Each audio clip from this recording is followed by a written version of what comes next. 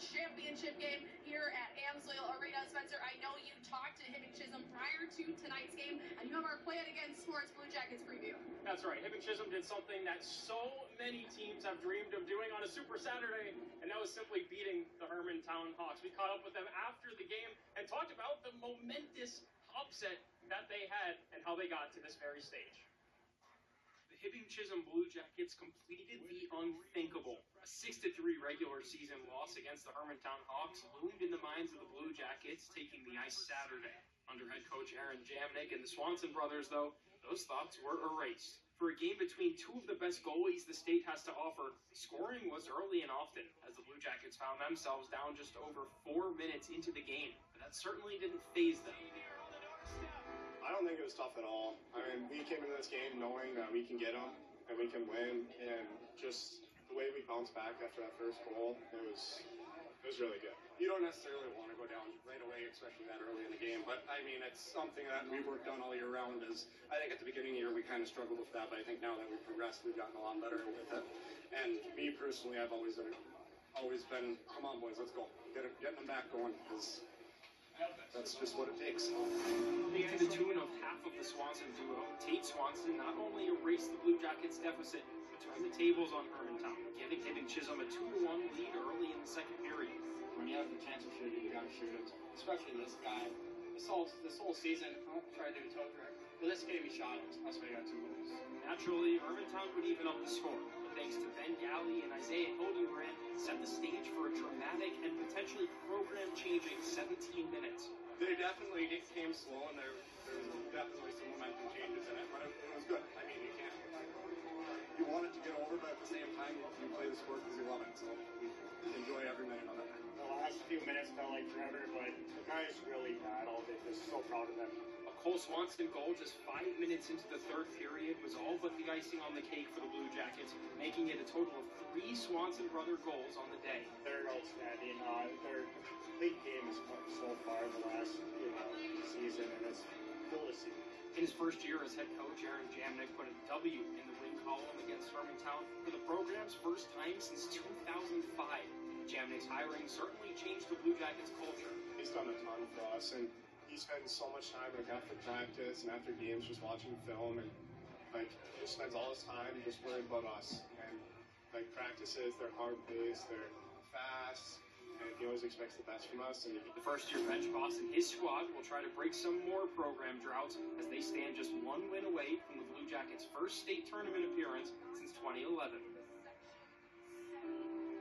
Brought to you by Play It Again Sports. Thank you, Spencer. Next, we dive deep into the Lumberjacks locker room. That coming up next on your Arrowhead Water pregame show. Water pregame show, Spencer. You were able to chat with the Blue Jackets. I connected with the Lumberjacks after their semifinal win, and CEC is here thanks to 2 offensive onslaught victories in their quarterfinals and semifinals, scoring 16 goals between those 2 games, and they're making program history, stepping onto the ice tonight. This, your Hermantown Millwork Lumberjack preview. There are definitely a lot of emotions coming into this game. We got knocked out here last year. Definitely didn't want that to happen again, so we were all pretty prepared, pretty ready to go, and I think we handled our emotions pretty well. Lukaesco Carleton broke 2 long droughts in this section tournament, first snagging the #1 seed in 7A, long held by Hermantown, then punching their ticket to their first section championship game since 2008, flexing their muscles in a 7-2 semifinal victory over Proctor on Saturday. Well, they had a much easier game. I mean, this is the whole reason I came back to high school hockey, was to make a section championship, try to go to a state tournament. It's a surreal feeling, and I'm just excited for Wednesday to keep it going. It's time, and we've talked with the team about what our mission is, and it's bigger than the semis. It was bigger than the quarters. We wanted to get to this game to prove that we belong, and set our sights on getting to the state tournament. CEC led the Rails just 2-1 after the first in the semis, but piled on 4 goals in the second to lead 6-2. Alessandro Johnson added 1 more in the third. One of their emerging stars was freshman Jordan Sewell, who scored 2 goals, including their first. He's a really skilled player, just a young freshman, but he was really a big threat for Proctor tonight, and he really capitalized when he needed most, and it was really fun to watch him play. Their senior core showed up just as hot, with Brady Knudsen, Bobby Thornton, and Carson Young combining for 4 goals, with Young recording his 100th career point. The Between the three of them, they have 127 points this season. Vico Gentilini leads them all with 54. We pick each other up if we fall. Like never like a lost soldier. It's a great feeling when like you might not play your best, but you know your buddies pick you up and they find the good in what you did, and it's a great feeling. Backstopping the Lumberjacks, it's Jacob Leonardo with a 1.86 GAA and .926 save percentage, good enough for 12th in the state. Knutson's efforts are also turning heads, as he was tenured by the Oklahoma Warriors of the NAHL. It feels pretty good. I have some confidence, but we got a job to finish out here, so it's nice to know the spot after, but we're going to take care of business first. Having locked down their power play and relentless forecheck, the Lumberjacks, 20-7 overall, will seek their first state tournament berth since 2008 and 6th as a program. That brought to you by Hermantown Millwork. Now, Spencer, I know you'll be between the glass. We're excited for what you'll hear from the coaches down there. And I will be introducing you to our play-by-play and fellow host, Zach Schneider. That will be coming up next on your Arrowhead Water pregame show. Or on this Hibbing Chisholm team, freshman forward Cole Swanson, he had a goal and 3 assists in that semifinal victory. They've got 2 sophomores, 1 freshman in their top 4D. They'll rely on that young nucleus, will the Blue Jackets. Their penalty kill has been unbelievable. Top-ranked penalty kill in the state. So obviously, don't take penalties if you can, but if they do, Hibbing Chisholm was 2 for 3 in the semifinals against Hermantown, including almost a full 2-minute penalty kill of a 5-on-3. So that certainly a strength for Hibbing Chisholm. And lessons learned. They were in this game a year ago against Hermantown. They lost 4-0.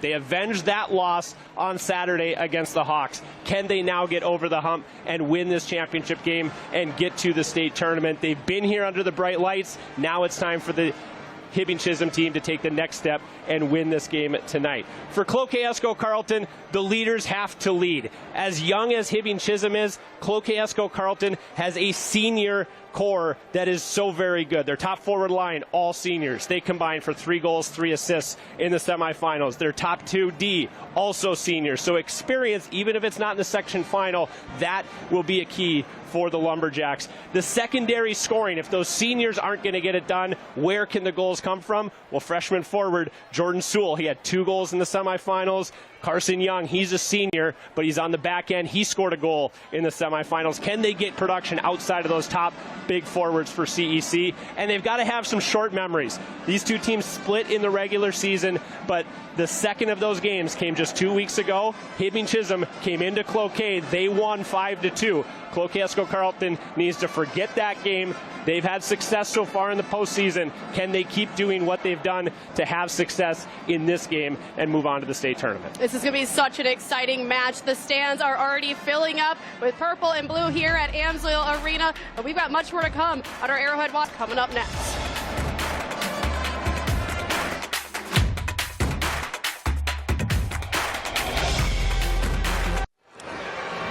72 teams started the regular season in Class A boys hockey across the state of Minnesota. As of right now, 16 remain. By the end of the week, we will have only 8, including either Hibbing Chisholm or Cloquet Esco Carleton as the Section 7 representative at this year's state tournament. Welcome back to Amsoil Arena. Zach Schneider, Alicia Tipke, Spencer Pierce along for the ride with you as we await the arrival of our players here in Duluth. One of these teams will play on into next week at the Xcel Energy Center in St. Paul. If it is the top seed Cloquet Esco Carleton, it'll be their first time at the state tournament since 2008. If it is the 3 seed Hibbing Chisholm, their first trip to the X since 2011. It has been quite a while for both these programs. Only one gets to play past tonight. Yeah, this is such an exciting match. I know a ton of fans are really looking forward to this. It's going to be a brand new Section 7A champion for the first time since 2019. Hermantown held that title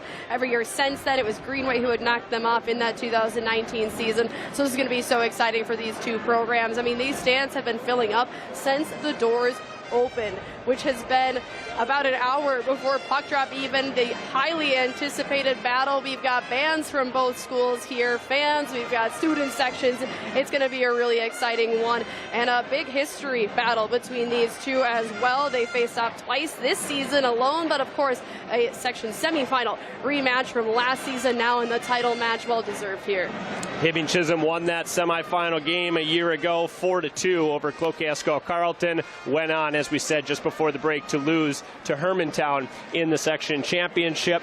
CEC did win the first regular season meeting between these two teams, 8-5. That one came in late November in Hibbing. Grady Knudsen had a hat trick in that game for the Lumberjacks, and then Hibbing Chisholm repaid the favor just a couple weeks ago as they visited Cloquet and beat the Lumberjacks 5-2 in their barn. Isaiah Hildenbrand had 2 goals and 2 assists in that one. Tate Swanson added a goal and 2 assists for the Blue Jackets. So certainly the regular season games between these two teams were both good ones. Each team won on the road. This one a neutral site, as it were, as Hibbing Chisholm is the first team to arrive here at Amsoil Arena. You can feel the spirit here, both the woos and the boos from the crowds as Hibbing Chisholm hit the ice. It's not going to be one that anyone's going to give up easily here tonight. You kind of saw the shift here, and now CEC is coming onto the ice at Amsoil Arena. This is really exciting atmosphere. Plenty of returners from these teams from a year ago. Hibbing Chisholm has that experience in the championship game. Cloquet-Esco Carleton, their returners, just got to the semifinal round. This will be their first experience playing in the section championship game. But it shapes up to be a good one. Cloquet-Esco Carleton, the top seed in the section. They knocked off Proctor 7-2 in the semifinals. Hibbing Chisholm, the 3 seed, 5-3 winners over the defending champs Hermantown in Saturday's semifinals. Kind of cool, the connections to the Blue Jackets on both sides of the ice here. Their head coach is a Blue Jacket alum, and so is CEC's head coach is a Blue Jacket alum. So that's really cool. We are getting ready to meet both the cheerleaders and the players. Starting lineups brought to you by Play It Again Sports and Sappy North America. For that, we turn it over to Amsoil Arena public address announcer, Pat Pachala. Beginning Wednesday, it's the Blue Jackets of Hibbing Chisholm against the Lumberjacks of Cloquet-Esco Carleton.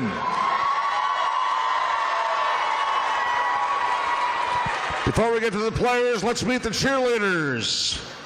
From Hibbing, Mackenzie Buss, Hanley Ortiz, Veda Friend, Maisie Infrazato, Izzy Zilka, and Jenna Gambardi. Now the players. First for the Hibbing Chisholm Blue Jackets. Freshman forward number 2, Cole Swanson. Senior forward number 3, Jace Capsula. Sophomore forward number 4, Joey Gabardi. Junior forward number 5, Isaiah Hildenbrand. Junior defense number 6, Ethan Sunval. Junior forward number 8, Tate Swanson. Junior forward number 12, Blake Riccio. Senior forward number 14, Aiden Jerkovich. Senior forward number 17, Tyler Rotzi. Junior forward number 18, Hunter Gustafson. Junior forward number 19, Kellen Eisler. Sophomore defense number 21, Dylan Vessel. Junior defense number 24, Landon Krepetich. Junior defense number 26, Mason McDonald. Sophomore defense number 28, Jackson Strukel. Senior goal number 30, Rex Wally. Junior goal number 31, Gavin Lamphere. Sophomore forward number 37, Miko Huxo. Forward defense number 40, Whittaker Werwitz. Head coach of the Blue Jackets, Aaron Jamnick, Ryan Hageman, Chris Zubich, A.J. Allison. Assistant coaches, managers Julian Fisher, Jack Lunning, Blake Swanger, and Myra McKinney. Now for the Cloquet Esco Carlton Lumberjacks.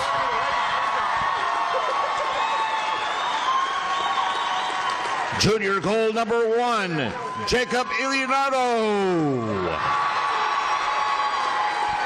Freshman defense number 2, Bram Sensrud.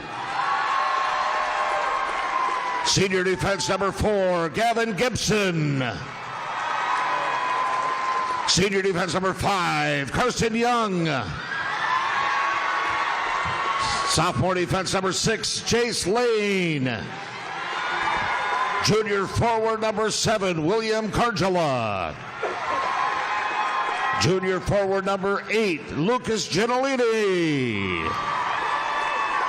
Junior forward number 10, Neil Elsmore. Junior forward number 11, Connor Sullivan.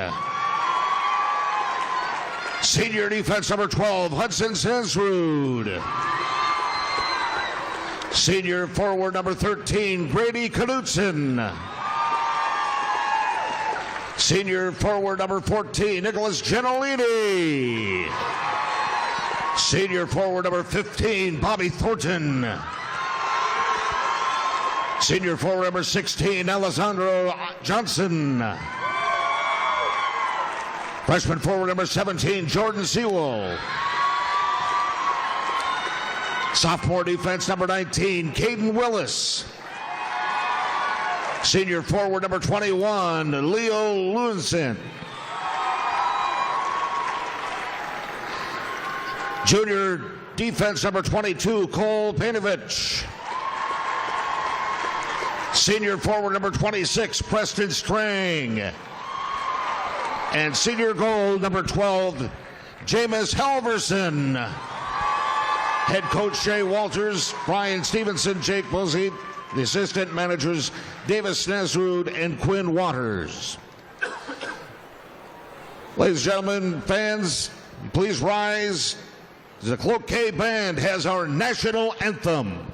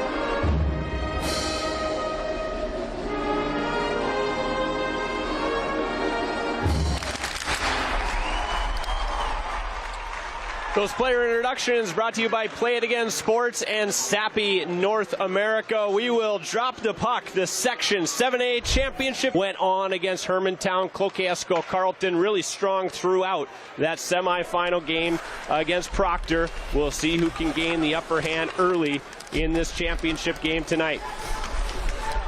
Campswell lost a puck at center. Young's pass ahead too far for everyone. That's an icing early on Cloquet-Esco Carleton. Yeah, those were both really fun semifinals. Lumberjacks controlled it pretty much most of the way there with the big 7-2 victory over Proctor on Saturday. But of course, Hibbing Chisholm held strong against a juggernaut Hermantown Hawks program to come away with that victory and earn their spot here at Amsoil Arena. So they're both ready to fight. Offensive zone face-off here for Hibbing Chisholm. Some news during that starting lineup. Sophomore defenseman Dylan Vessel out of the Blue Jackets lineup tonight. Don't have a lot of details on what's keeping him out of the lineup. His jersey hangs behind the Hibbing Chisholm bench for tonight's championship game. Turnover right in front, and Wally makes a stop. Right on the doorstep was Jordan Sewell for CEC. Getting back to the point, we obviously hope that everything's okay with Dylan Vessel. Wish him the best as this championship game progresses here tonight. Absolutely, of course, his teammates wishing for him to be on the ice, to play in for him maybe tonight here now too. Certainly leaves a hole to fill on the back end for Hibbing Chisholm. We'll see if it's Mason McDonald or Landon Krampetich who jump up in that top 4 spot and play alongside the talented sophomore Jackson Strukel. Talked about those young defensemen that Hibbing Chisholm has. Vessel was part of that young core on the blue line, and so we'll see if that hole can be filled against these talented forwards of CEC. Yeah, a good mixture for them of both the young talents and the senior leadership that helped them get to this point this season. Third line out here for Hibbing Chisholm. That's Riccio. Tries to weave his way through the defense, played toward the front. Riccio can't get a stick to it there for Hibbing Chisholm. Now he centers. That's Elsner out in front, and the rebound cleared away. Back to the point it comes. Stepping down is Sunval. He sidesteps one hit, but not two along the near side boards. Johnson clears to center for CEC. 90 seconds gone here in the opening period. Only shots of the game on goal belong to the Lumberjacks. Rex Wally was sharp in that last offensive sequence for the Lumberjacks. Top line out here for the top seed. Tipped into the Hibbing Chisholm zone. Strukel immediately back out to center where Jace Campsela battles for it there. Off the bench, though, it's Nika Gentilini. He and his brother Luca had a big impact on that semifinal win over Proctor for Cloquet-Esco Carleton. It's the battle of the brothers, the Gentilinis for Cloquet-Esco Carleton, the Swansons for Hibbing Chisholm, both huge parts of what their team is trying to accomplish here tonight. This is Nico Gentilini, slides it to the middle, and Knutson couldn't go skate to stick. Painovich off the end boards, off the side of the cage. It's dealt with by Strukel. He moves it up the near side boards. Rather, that was McDonald. Now Knutson tried to fire one from the face-off dot. McDonald takes it away from him. He skates it to center and will dump it in. I think we have our answer of who will take the place of the absent Dylan Vessel. Painovich, his pass picked off in front, and almost on the doorstep was Hildenbrand for Hibbing Chisholm. He couldn't control it cleanly, and now it bounces out near the defensive line for CEC. Thornton racing away from the younger of the Swansons. That's Cole. Ahead for Nico Gentilini, 2-on-2 across the line. Back checking though, nicely is Cole Swanson for Hibbing Chisholm. He plays it ahead. Swanson had a goal and 3 assists, as we mentioned, in that semifinal win over Hermantown. Just a freshman, but a big part of that Blue Jackets offense. They're both really good at this really tight, close-range defense, too. I saw that quite a bit from the Blue Jackets playing against Hermantown, and now they're executing that against the Lumberjacks, but they're bringing it right back. Sullivan flips it out. Strukel back to get it for Hibbing Chisholm. Moving it ahead now. This is Hildenbrand. He leaves for Tate Swanson. Tried to feed on the give and go back to Hildenbrand. And that was defended well by Painovich for CEC. He's got the puck now along the near boards. They get it to the blue line, but not out. Fighting for it there, Hibbing Chisholm. Swanson to the far side. Rising shot. And that's over the net. I think that was Ratsey for Hibbing Chisholm. 2-on-2 battle, comes out of the corner. Ratsey again, and Ilianardo makes his first stop of the game from close range for CEC. With a break in the action, let's go down to the ice. Spencer Pierce, what do you got?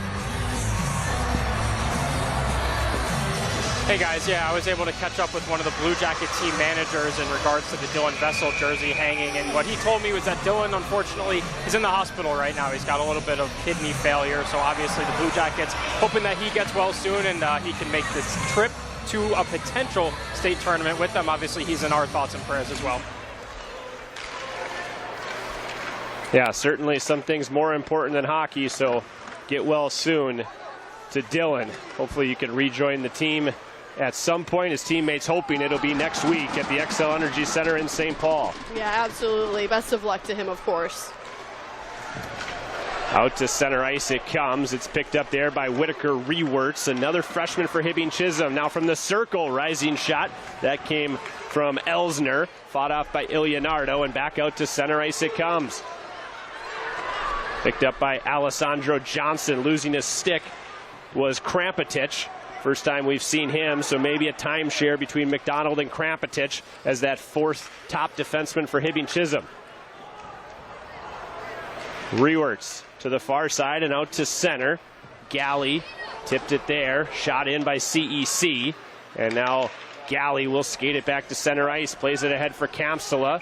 And that'll be an icing on Hibbing Chisholm. We will step aside. A scoreless first period. Brought to you by Midway Sewer. This is all we do, and we do it well.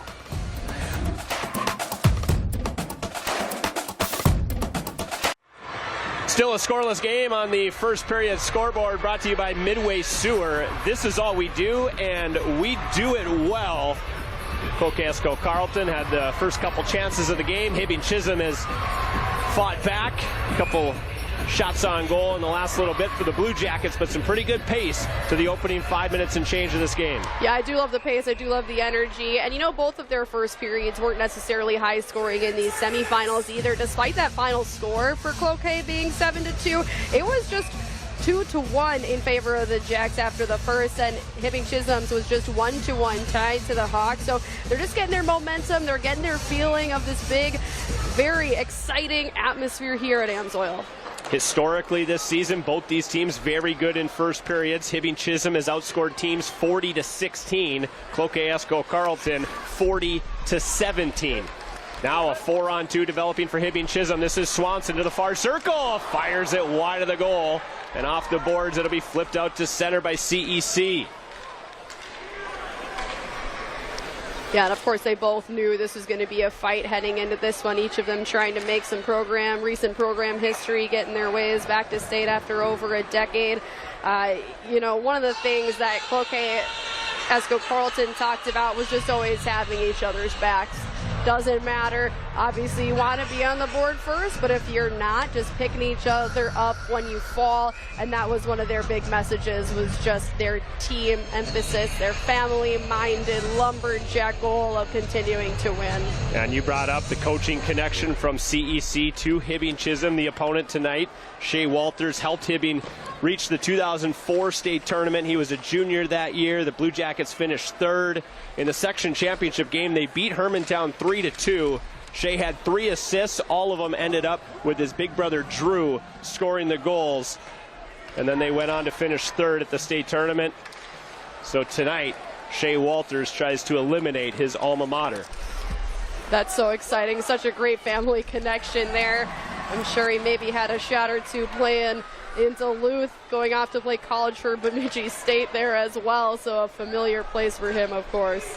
His counterpart, Aaron Jamnik, also a Hibbing alumnus. He graduated in 2009, went on to play college for Providence. He had been an assistant coach for Hibbing Chisholm since 2016. This is his first year as the boss behind that Blue Jackets bench. Yeah, we had the opportunity to talk to Jamnik earlier this season about taking over his alma mater, and what he said, he just said it is such an honor, such a privilege, so exciting to again be part of this community, again be part of this team, and try to continue the legacy that they have here as kind of this Iron Range dominant force.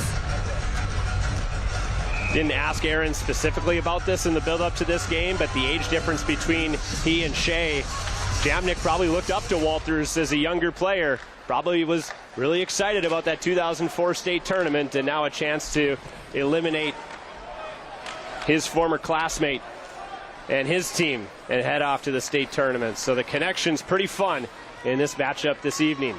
Little extra bragging rights on the line there, too. 10 minutes to play in a scoreless first period. The shots 3 apiece. The first 3 belong to CEC. The next 3 to Hibbing Chisholm. But the goaltenders solid so far, as we expected they would be. Leonardo and Wally both really strong in those semifinal victories for these teams. Yeah, they both did hold really strong in net there. Of course, each only allowing 2 goals apiece there. Leonardo 24 saves, Wally 27. So a pretty strong performance by both of them, and also great performances by their defense. They limited a large number of shots there, especially on power play attempts from other teams too. So it was a great showing by the defense in the blocked shots there as well that we're seeing on Saturday throughout the Super Saturday slate. One face-off for Hibbing Chisholm. McDonald fires it over the goal from the point. Now Rewerts engages at that far side wall, gets it in behind the goal. Hildenbrand picks it up there. He's canceled out by Carson Young, the big CEC defenseman. Now out to center. Foot race here. This is Knutson to the backhand. Saved by Wally. That's his best of the game thus far. Grady Knutson had 2 goals in that semifinal victory over Proctor. He came just within inches of opening the scoring in tonight's championship tilt. Wow. Little aggression here already early on, but yeah, Knutson's efforts are turning heads all over. He was tenured by the Oklahoma Warriors of the NAHL. That was just this weekend. Here's another look at that Knutson chance in front of the Hibbing Chisholm goal, brought to you by Play It Again Sports. Another really strong save from the senior Rex Wally, as we just got done saying he and Leonardo were big pieces of those semifinal wins. And they picked up right where they've left off here in the championship game tonight. Yeah, they helped both of their teams to shutout victories in the quarterfinals just last Tuesday as well. Pass picked off just inside the Hibbing Chisholm line. Bouncing there. Campsula able to force it out to center ice. Now back on the attack. This is Sewell to the far circle. Tried to fire. Fanned on the shot. He had lost a handle on the puck. Out to center again it comes. And Snesrud, that's the older of the 2 Snesrud brothers on CEC. Mentioned the Gentilinis, Luca and Nico, but also Hudson and Bram Snesrud out there for the Lumberjacks. Without a stick.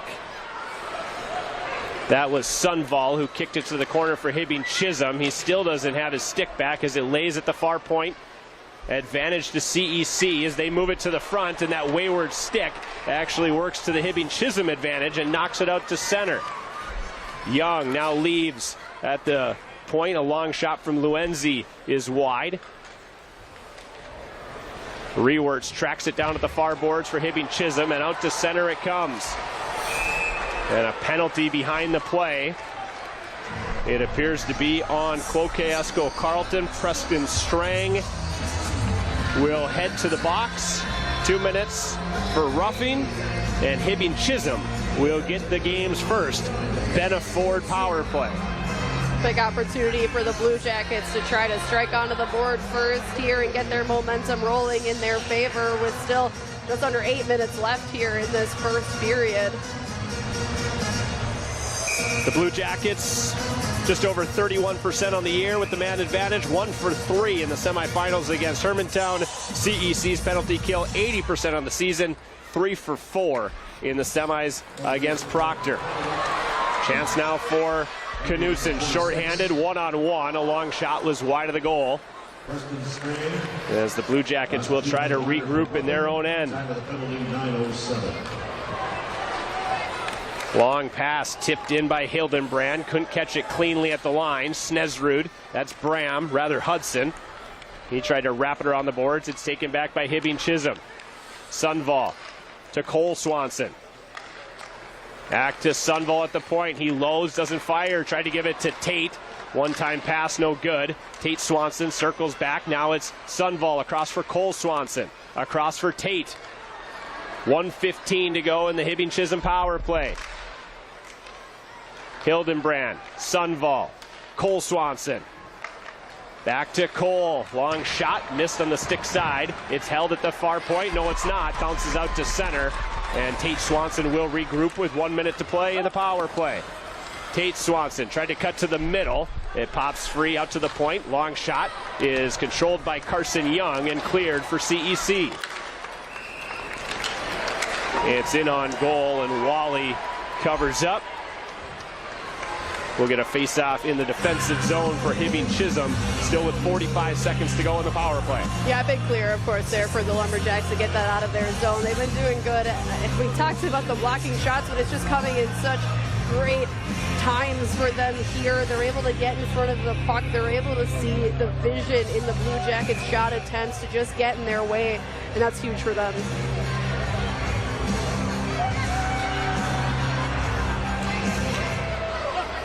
Off the face-off, the Blue Jackets will control. 6.5 minutes to go in a scoreless first period. Still 35 seconds to go in the power play for Hibbing Chisholm. Into the zone, wrapped around by Galley. Stepping down was Gabardi. He couldn't control it cleanly, and out to center it comes.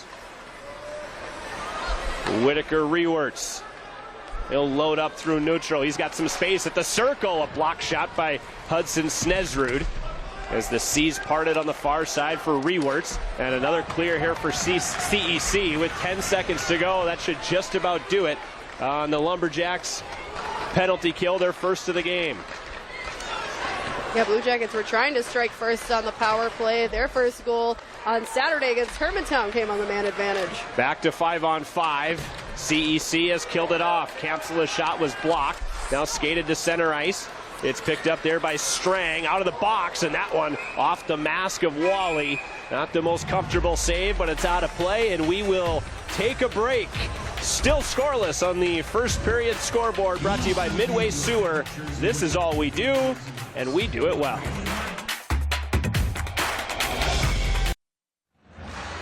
0-0 still shows on the first period scoreboard, brought to you by Midway Sewer. This is all we do, and we do it well.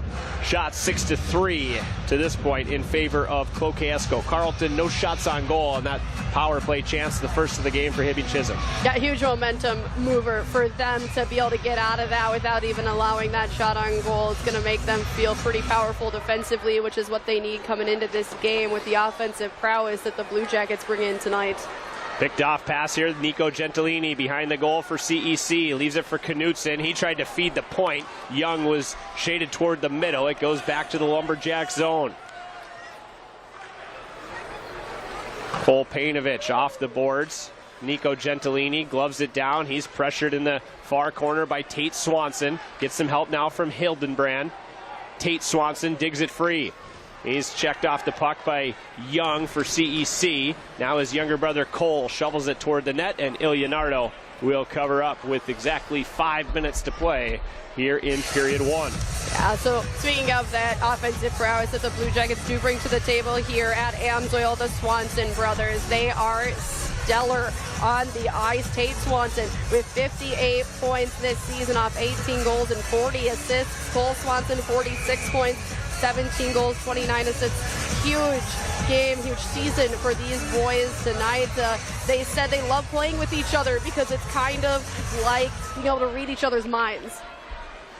Tate Swanson also part of that junior class for Hibbing Chisholm that does have some championship experience. That group won Bantam A state titles both in 2021 and 2023. So they've got several players who are on those teams. They've played in big games before. So this may be not that much different. It's just at the high school varsity level trying to get to the state tournament. Painovich at the far side. Rather, that was Bram Snesrud. It comes back to him now at the far point. He jams it in behind the goal for CEC. Around to the near side, chased down by Krampetich, and that'll be icing on Hibbing Chisholm.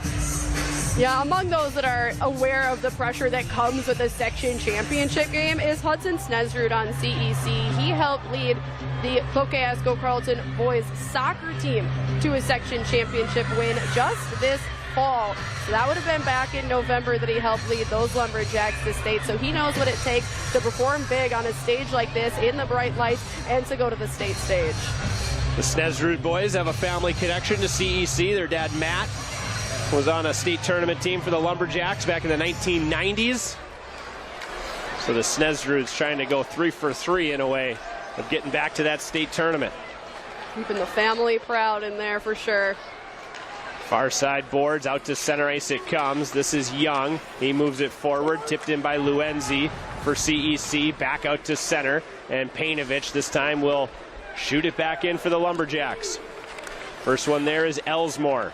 We've seen both fourth lines out there now early in this hockey game as both coaches really using everybody that's available, something we didn't see that much of in the semifinals, but we've seen pretty much every player on both rosters so far here in the first of the championship game. Yeah, I feel like we were a little bit more top line strong to start those semifinal games, got a little bit deeper after that.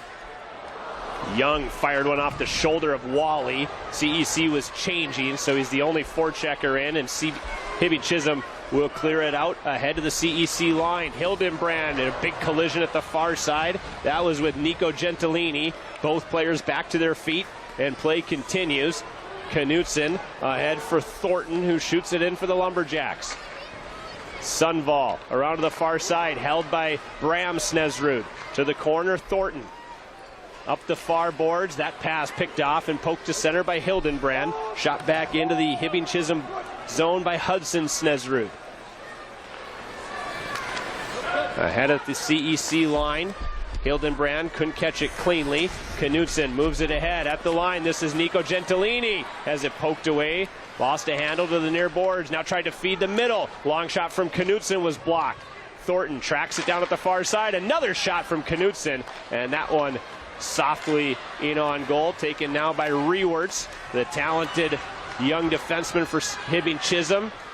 He moves it in, gives it up to Tate Swanson, top of the crease, swept at there, saved by Leonardo. Cole Swanson digs it free for Hibbing Chisholm. We start to go end-to-end for the first time really tonight. Bouncing puck at center. CEC can't corral it, and Hibbing Chisholm will skate it back into the offensive zone. This is McDonald. He made a nice move, shoots it around to the near corner. Kampsula cuts it off there for the Blue Jackets. Back out to the blue line, Gabardi in behind for Kampsula.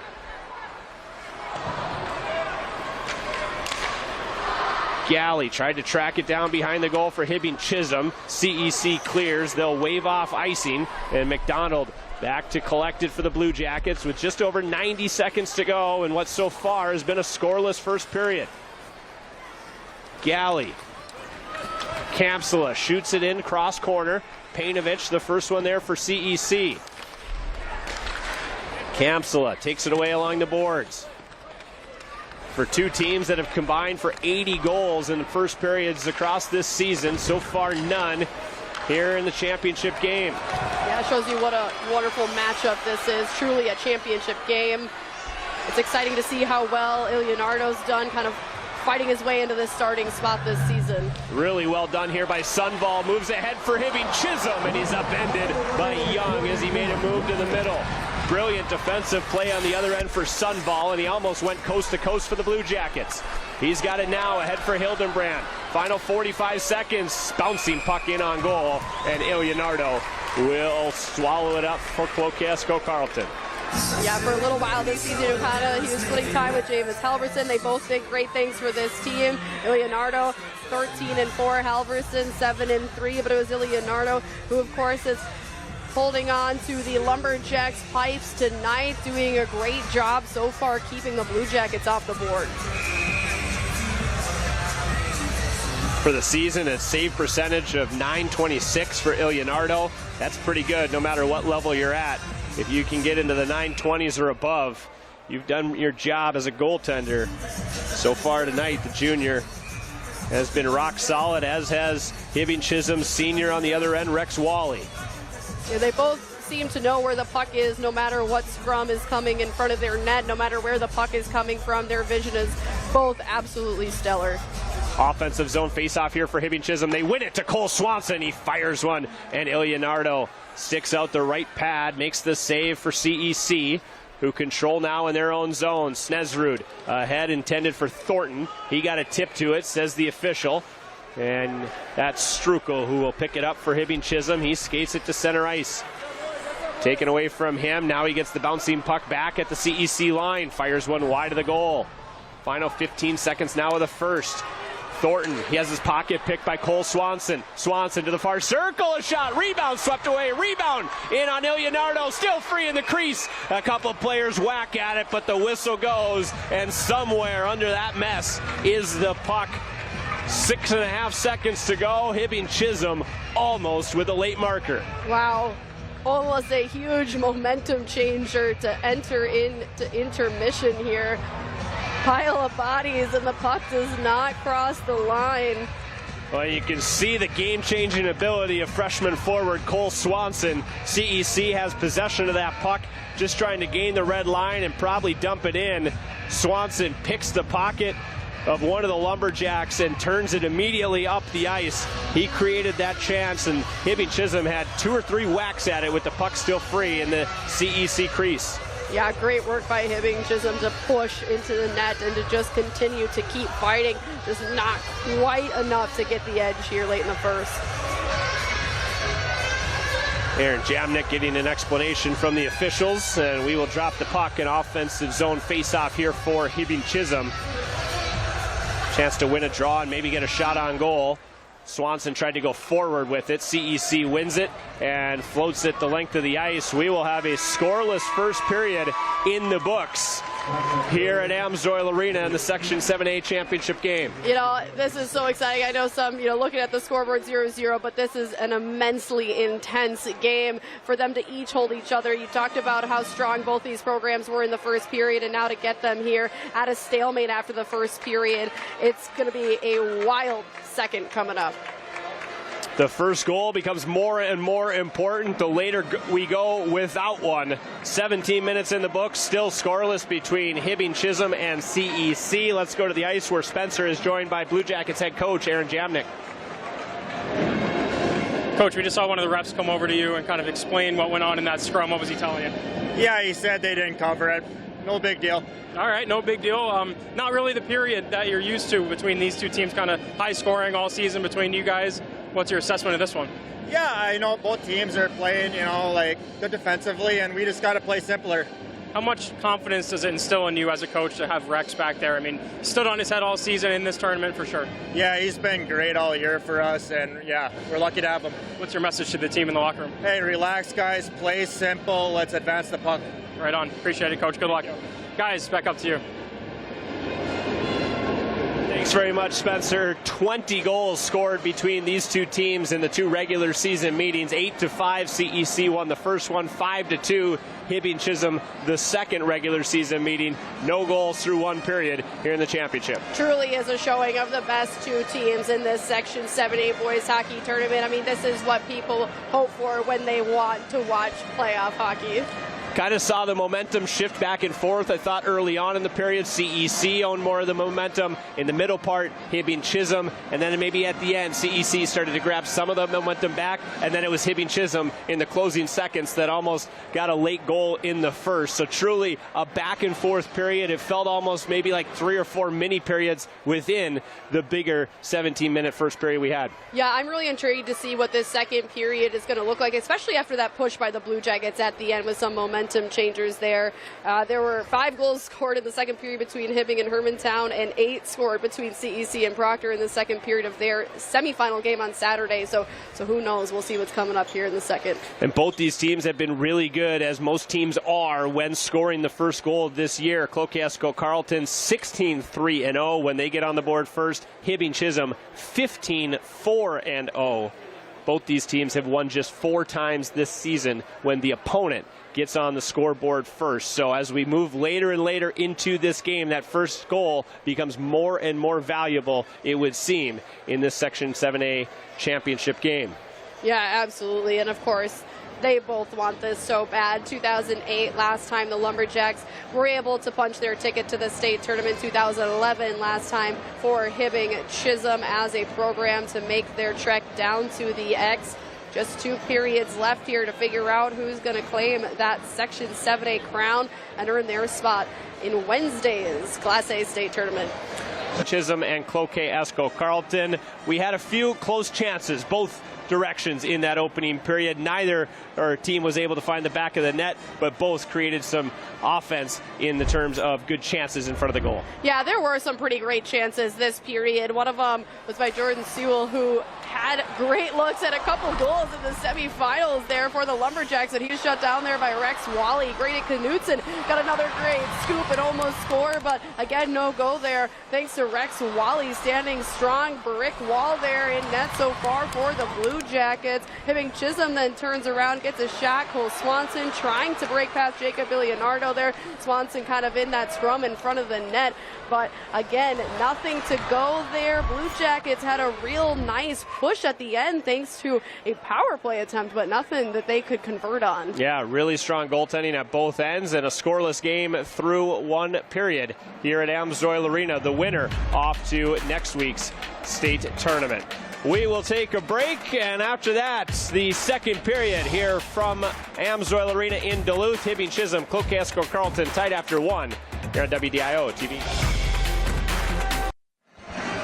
No score through one. Second period about to get underway in the 7A championship game between Cloquet Carleton and Hibbing Chisholm. Zach Schneider, Alicia Tipke, Spencer Pierce back with you in Duluth as the teams get back on the ice ahead of this second period. The first felt a little bit like a feeling out period between these two teams. They did meet twice in the regular season, as we've talked about, but it felt at times a little tentative. Toward the end of the period, I think both these teams started to get more toward the game that we saw from them in the semifinal round, and we'll see what the second period brings.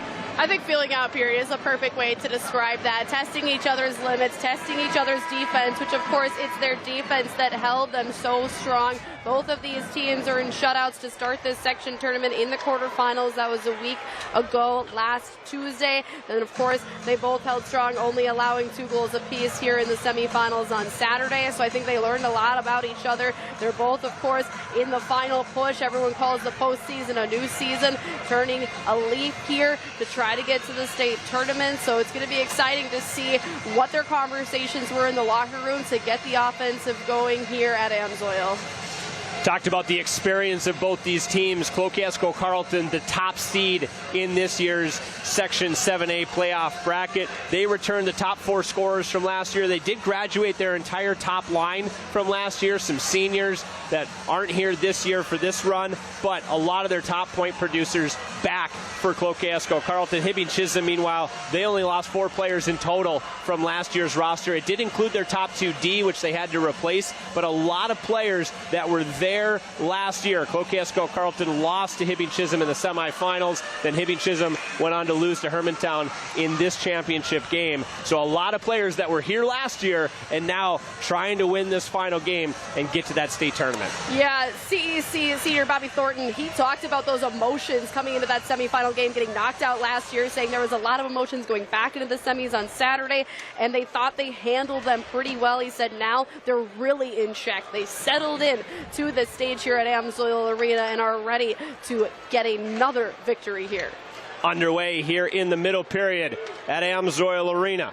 Sullivan moves it to the far side. Luca Gentilini, and they're offside at the line. We talked about the Swanson brothers for Hibbing Chisholm, the Gentilini brothers, the Snesrud brothers. They don't play together. The Gentilinis are on different forward lines, the Snesruds on different D pairings, but brothers nonetheless. And it's a fun family outing here for both these teams. It really is, and so many of these players, especially the Iron Range and Cloquet Carleton, are such rink rat cultures. So these boys grow up playing every second of outdoor ice they can get a hold of. We talked about Hibbing Chisholm getting to play outdoors for Hockey Day. We're going to hear more about Cloquet Carleton hosting their own Hockey Day this year as well, and that brings them together quite a bit. And a lot of these teams, some of these players even make their own ice too, which is what makes Northland hockey so special. Hildenbrand chases it down at the far side of the zone for Hibbing Chisholm. Back on the attack now is CEC. The top line over the boards for the Lumberjacks here early in the second. Bouncing puck back out to center, and Painovich shoots it back in for the Lumberjacks. This is Strukel. He motors through center, tried to touch pass at the blue line. Did Cole Swanson. Hibbing Chisholm content to just flip it in. Now it's Thornton who skates it to center for CEC. He gains the red line, shoots one in on goal, and Wally will hold it for Hibbing Chisholm. A face-off coming in the Blue Jacket zone. Yeah, talking about, that ring rat culture, it just builds up so many amazing players here.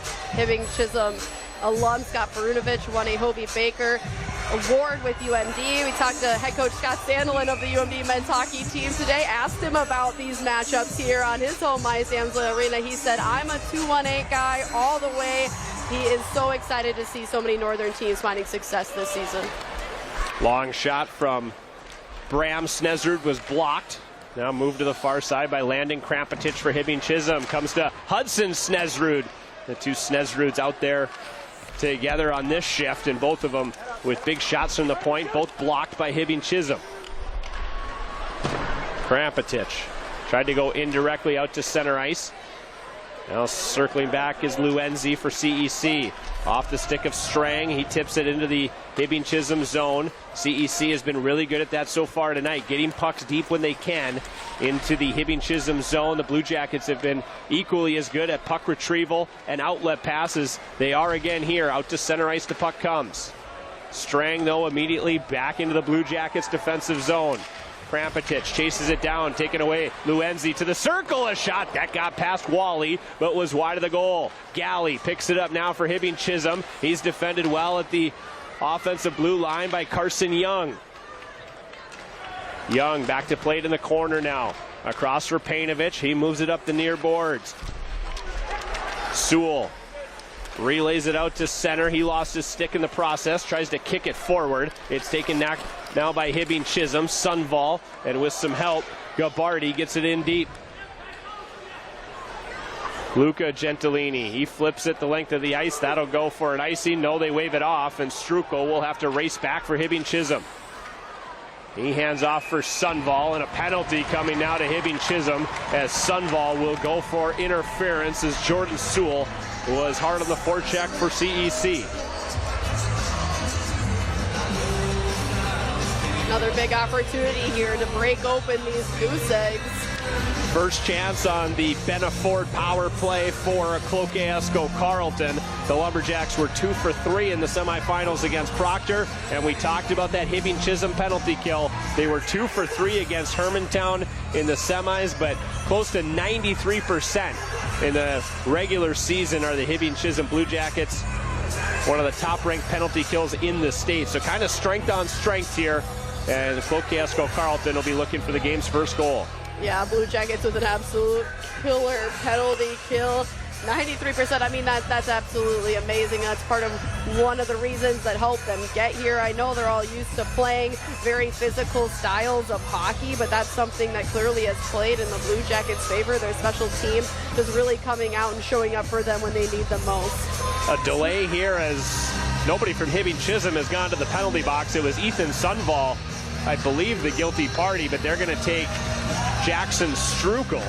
I think it was Sunval who got tangled up with Sewell, but it'll be Strukel who heads to the penalty box, and that might be the discussion with the Hibbing Chisholm bench about who should be serving this penalty.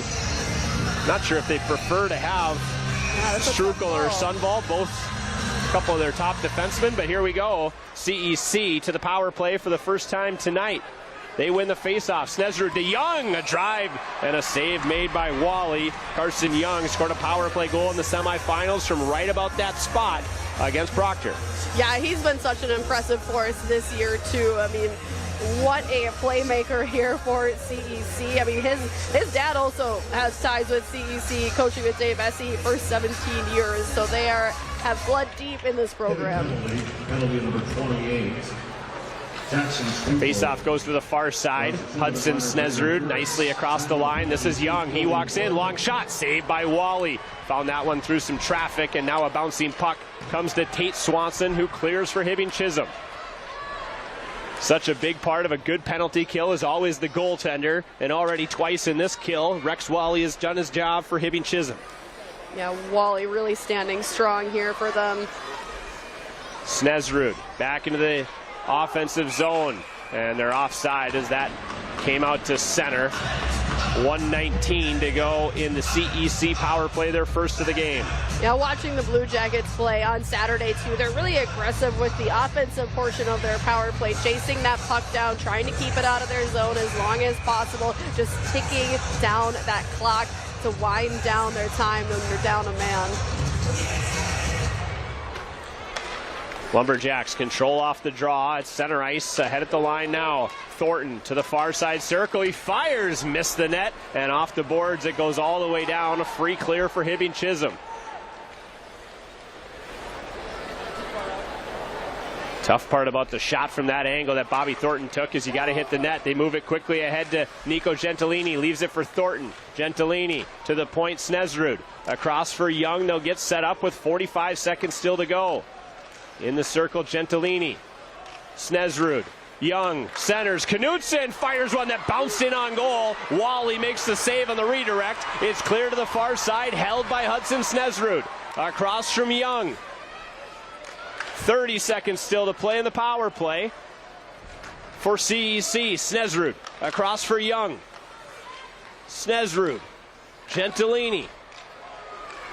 Those three play catch near the top of the zone for CEC. It comes around to the near side. Young. Well defended so far by Hibbing Chisholm. Toward the front, tipped in front. And Wally makes another good save for the Blue Jackets. Final 10 seconds now of the power play. Young tried to go across for Gentilini. Big swing and a miss from the senior forward for CEC. Hibbing Chisholm has killed it off. Strukel is back, and it's 5-on-5 with 12:15 to go in the second. Strukel out of the box and through neutral ice. Tried to get the return pass there from Ratzi. It's taken back now by CEC. This is Gentilini. Sidesteps Krampetich to the far side. Tried to feed it in front. Bram Snesrud can't get it in deep. Thornton will on the second effort. And now Knutson around for Gentilini. He throws it to the near boards. Knutson tracks it down. A sliding block shot. That was Sundvall for Hibbing Chisholm. Great block shot for the junior defenseman. Now across Painovich. He feeds the middle. A shot wide of the goal from Nico Gentilini. And it's picked up by Cole Swanson, who will relieve the pressure for Hibbing Chisholm. He motors across the line, 1-on-3 as he crossed, as the Blue Jackets were changing behind. Some really good redirects in that sequence for CEC as the power play came to an end, and Rex Wally made a couple really great ace saves for the Blue Jackets. Sundvall across for Rewerts. His shot blocked by Thornton. The pace starting to pick up now midway through the second period. The feeling out period over between these two teams in the championship game. Out to center. No. Held at the line by Tate Swanson. The second effort forces it out to center for CEC. Sewell played it ahead. Rewerts won the foot race, but he fanned on the outlet. Thornton has it in the circle. Fires. Save made by Wally. And a baseball swing at the rebound. No good for Thornton. Cole Swanson races across the line. He fires. That was wide of the goal of Ilianardo. Hibbing Chisholm hasn't put a single shot on goal in the opening 6.5 minutes. Ilianardo had to be sharp there as that one whistled by his right shoulder. Now a long shot. That's swallowed up by Wally off the stick of Connor Sullivan. The Hibbing senior goaltender Rex Wally doing work to keep it tied on the second period scoreboard, brought to you by Duluth Lawn and Sport, the area's leading power sports specialist. Atchison Tire is celebrating serving the greater Grand Rapids area for 100 years. A history built on providing expert customer services and providing one of the largest inventories of tires in northern Minnesota. Atchison Tire Grand Rapids, where there's always a tire sale. It's comforting to know you've made the right decision. One that sets you up for today as well as tomorrow. One that allows you to appreciate the joys of life. The decision to bank with a financial cooperative. With lower rates and the best financial services available. And easy access so you can focus on what's most important. Prefer face-to-face? We have that too. Member-owned, member-driven. MPECU belongs to you. Better begins with the way we see each other.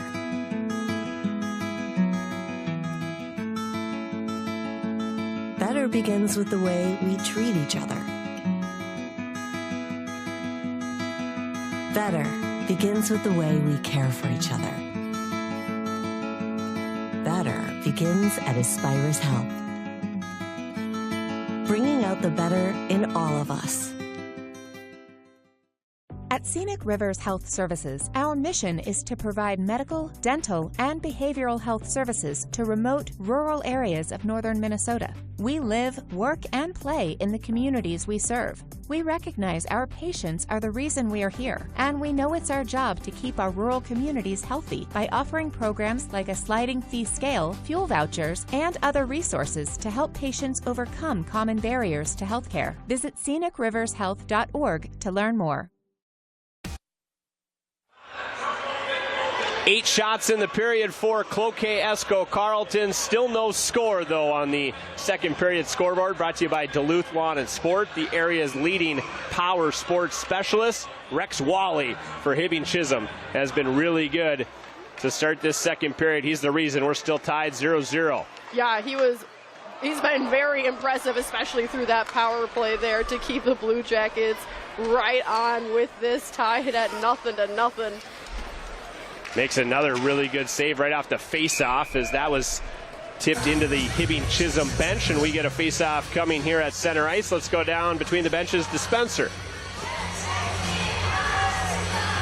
I was only about 4 bodies away from coming into the box here. I would have started crying, I think. But I was listening in on the Lumberjacks huddle, head coach Shea Walter saying, guys, this is going to be a greasy goal that you're going to get. I believe in you to get this goal, and when you do, they're going to come after that. I spoke with Hibbing Chisholm's Jace Kamsla after the game on Saturday, and he prides himself on heading the grime line, he called it. They love to put their bodies on the puck. They love to get their bodies in front of the net. So, guys, something is going to have to give here.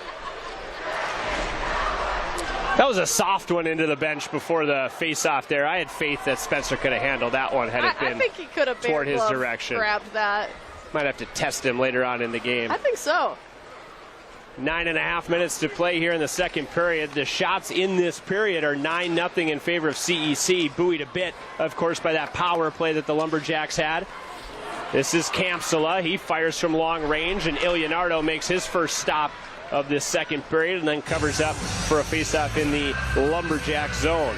Yeah, a little bit of physicality, not too much for penalties, but you can definitely see how much it means for these two programs to be facing off against each other on this stage. They both have each other's numbers. I mean, Bobby Thornton said he does not want this to happen again, where his season ends at the hands of the Blue Jackets like it did last year. Now, especially for the seniors on both these teams, your last kick at the can, getting to a pretty special place, hallowed ground for Minnesota high school hockey players, the Xcel Energy Center and the state tournament. I think it's special every year you go, but certainly if your program hasn't been in quite some time, which is the reality for both these programs, it becomes a little bit more special as we get an icing here on Cloquet Esco Carleton with just inside 9 minutes to go in period number 2. Yeah, it's such an emotional experience to be able to punch your ticket down there. Carson Young, senior with the Lumberjacks, said this season has been unreal. This is the whole reason I came back to high school hockey, was to make a section championship and try to go to the state tournament. It's a surreal feeling, and I'm just excited for Wednesday and want to keep it going.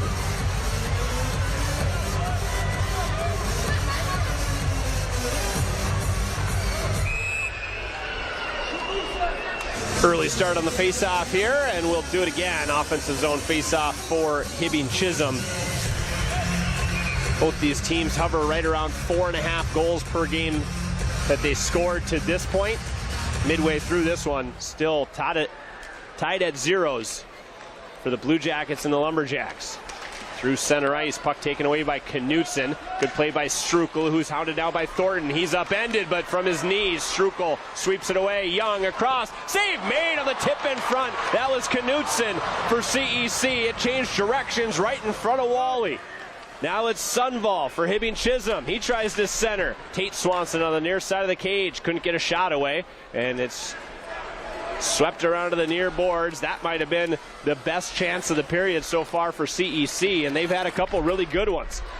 Yeah, that was a really, really good look by the Lumberjacks, but just continuously Blue Jackets defense going to work, putting in every ounce they have. Head coach Aaron Jamnik said that they know that they have to track back defensively. They got to move the puck well, which he liked that they did in the quarterfinals, so they're well aware of the work that they need to put in on that back end. Offside whistle here against Hibbing Chisholm. I really like the game. The sophomore defenseman Jackson Strukel for Hibbing Chisholm. He made that play just before the big shot from Knutson for CEC. Got tripped up, but from his knees, swept the puck away from a dangerous area. He's a guy that they relied on to play big minutes, but he missed the opening part of this season with an injury. Really big for Hibbing Chisholm to have him back in the fold as they make this playoff push. Yeah, he had a lower body injury that took him a few weeks to come back from, but of course he came back bigger and better and stronger than ever just when they needed him to. He's also a USHL Futures draft pick of the Tri-City Storm last spring. So he's not only turning heads here in the Northland. Now, he had 35 points last season as a freshman defenseman. Like I said, missed the first part of this season, so his numbers not quite as gaudy when you look at the totals as compared to his freshman campaign, but certainly a big part of that back end for Hibbing Chisholm, even more important now tonight with the absence of Dylan Vessel. For sure, and just a sophomore, it's so wonderful to watch these players blossom young, knowing that they have so much more and more to offer this program, that it just keeps getting better and growing and continues to push themselves to new heights. Offensive zone face-off here for Cloquet-Esco Carleton. They're going to chase both centers. Yeah, last year was the Blue Jackets' first finals trip since 2016, so now back-to-back here in these finals, but it had been since 2016 before that. Bram Snesrud holds at the line for CEC. Luca Gentilini in the corner, spins away from Rewerts, feeds the point. Painovich across for Bram Snesrud. Line fires. That was blocked in front. That was Landon Krampetich. We wondered who would fill the shoes of Dylan Vessel in this game for Hibbing Chisholm. So far we've seen, I think, more of Krampetich, but he and Mason McDonald have both done good work for the Blue Jackets on the back end. Impressive work by them to be able to fill that quickly, be able to morph, learn from him. What did he do that worked in that spot? How can we try to fill that and still find success here in such a short period of time? Flipped out to center by Sullivan. Rewerts wins the foot race to his defensive line. It's swept away now by Gabardi, who controls for Hibbing Chisholm. 6:45 to play here in the second period. Nothing to score. Shot 17-9 in favor of CEC. Snesrud along with Riccio. In the corner, up the near wall, it comes out to center. Strukel takes it there for the Blue Jackets. At the line, tried to get the return pass from Elsner. Now it goes in behind. Chasing it there is Riccio. Out to center, and now it's Sundvall, who spins away from pressure. He gives it across for Strukel. Tipped into the CEC zone, giving chase now Riccio. Around the near board, Strukel down from the point. He chases Nico Gentilini around to the far side. He's separated from the puck. This is Elsner to the far corner, looking to center. Does off the side of the cage, gets it back now and chases to the corner. Back to the point, Strukel, long shot, Ilianardo the save. Fighting for it there, Bram Snesrud, along with Hunter Gustafson. Gustafson now rides Knutson hard into the near side board. Strukel has the puck into the corner for Hibbing Chisholm. Tries to cut to the middle. Wraparound chance is knocked away by Hudson Snesrud and wrapped around the boards all the way down. That's an icing on CEC, but they relieve the pressure. Best sequence of the game of the period, I should say, for Hibbing Chisholm, but they're still tied on the second period scoreboard. 0-0. Brought to you by Duluth Lawn and Sport, the area's leading power sports specialist. 0-0 the score midway through the second period. The scoreboard brought to you by Duluth Lawn and Sport, the area's leading power sports specialist. Seen more chances from both teams, mainly for Cloquet-Esco Carleton, but right before that break, Hibbing Chisholm with its best offensive sequence so far in the period. Yeah, things have been getting pretty fired up here as we see again there, but it's been exciting to see them really coming out swinging here in the second period after the scoreless first. Young tried to fire one toward the middle. It was blocked away by the Blue Jackets. They fire it out to center. They're going to wave off the icing. And back to get it is Bobby Thornton for CEC. Up the near board, stepping down to play it was Rewerts. Knutson into the zone, 2-on-2, but Rewerts on the back pressure takes it away for Hibbing Chisholm around the far boards and out to center. And now the dump in out of play for Cloquet-Esko Carleton. This feels like maybe a new rivalry in the making with their history last year and now this year. CEC just moved to 7A. This is their second season in 7A. They opted down from 7AA 2 seasons ago. And the reason for that was a little bit of numbers. They felt that this was going to be the best way for their skaters to grow. That's what they said last year when asked why. This is the best section for their skaters to get the best opportunities to be the best hockey players they can be. And of course, that seemed to work out well for these skaters here, really showing their skills on the biggest stage. Yeah, 2 years after they make the move, they're in the section championship game. Can't complain with that. Centering pass there by Knutson as he was directed to the far side. It was intended for Gentilini, who fights for it along the far boards now. Wrapped around to the near side by Hibbing Chisholm. Comes to the line, Painovich.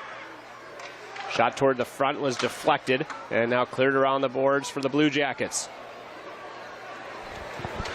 Swanson defended at the line.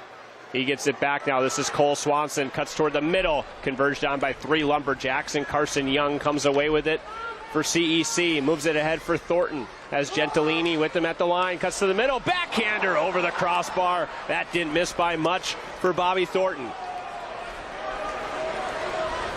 That really got the crowd going here. They've been locked in. It's been almost quiet with just anticipation, waiting for the first goal to strike.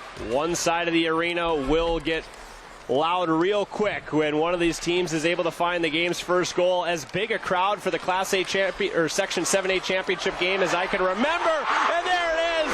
Luca Gentilini opens the scoring for Cloquet-Esko Carleton. The Lumberjacks first on the board. It's 1-0.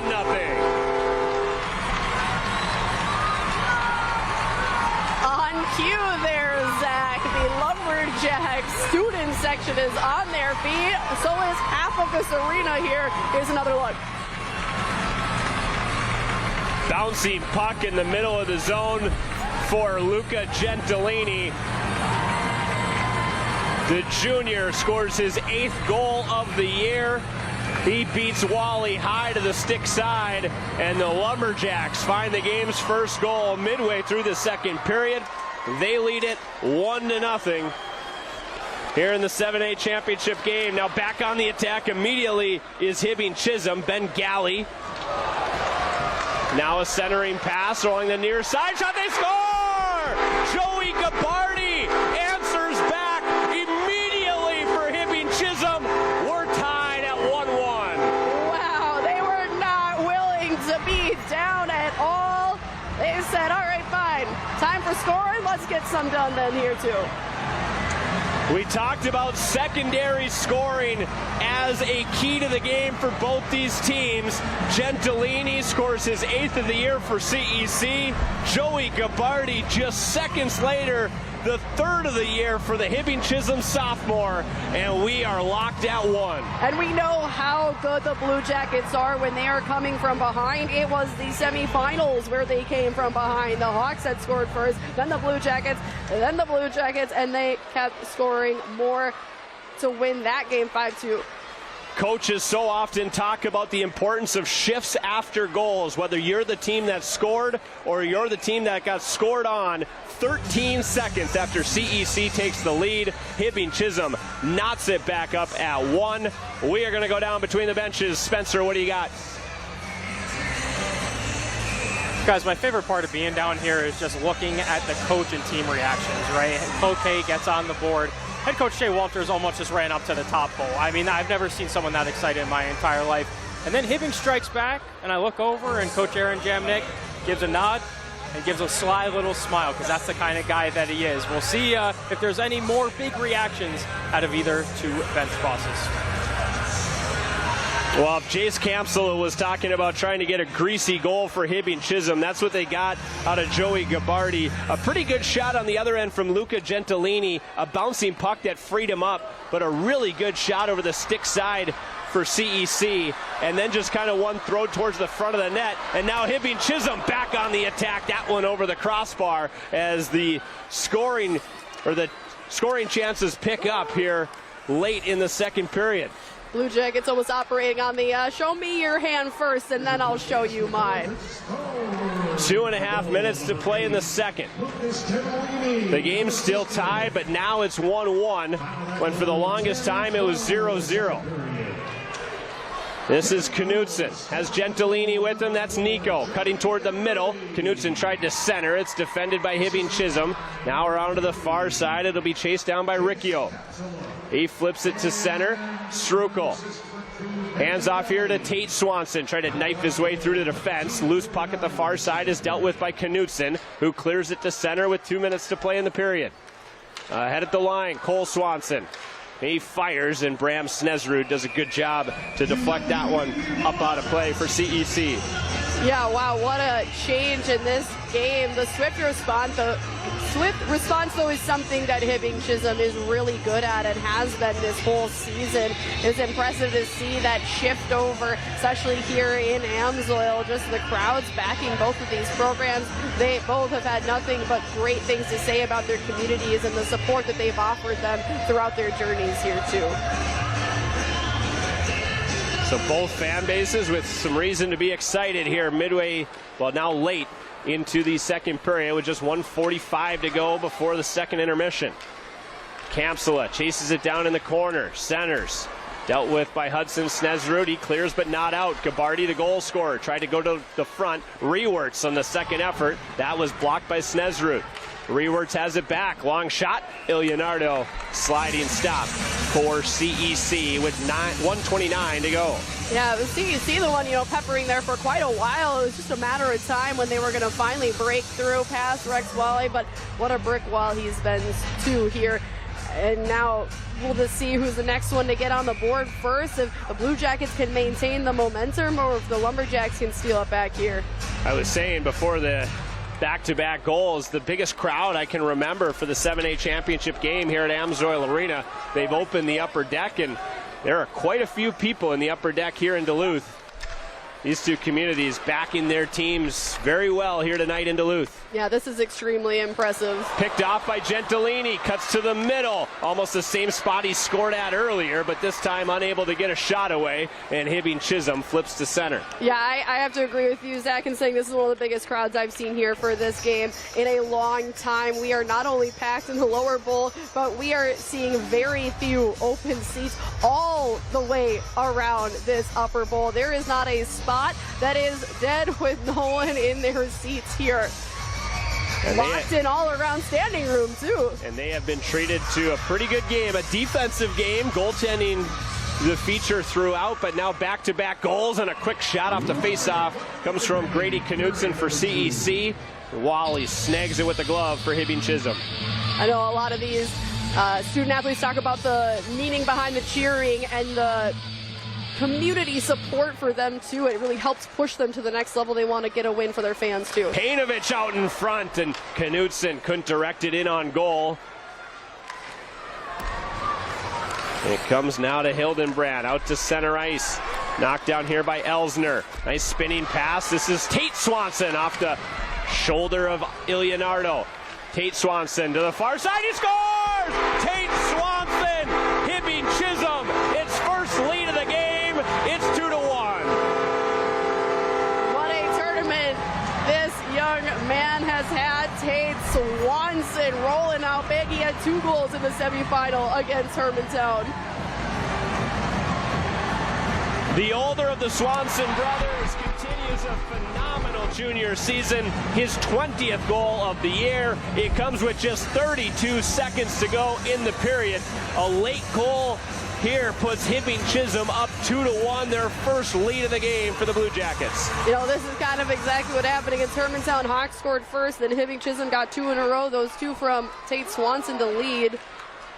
What kind of response does Cloquasco Carleton have before we hit the intermission?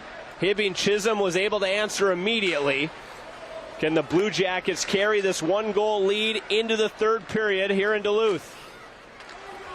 Tied up in the near side corner, around to the far side, and out to the blue line. Thornton has it there for CEC. Time is going to tick away here in the second period. All the scoring comes in the final 3.5 minutes of the second. Opened by Cloquet-Esco Carleton, and then Hibbing Chisholm answers with 2 of its own. The Blue Jackets lead the Lumberjacks 2-1 through 2 periods. 17 minutes to go in the 7A championship games. We will send it down now to Spencer Pierce, who is joined by Cloquet-Esco Carleton head coach Shea Walters. Coach, it took a lot to break Wally. You finally got through to him. How do you make sure it happens again?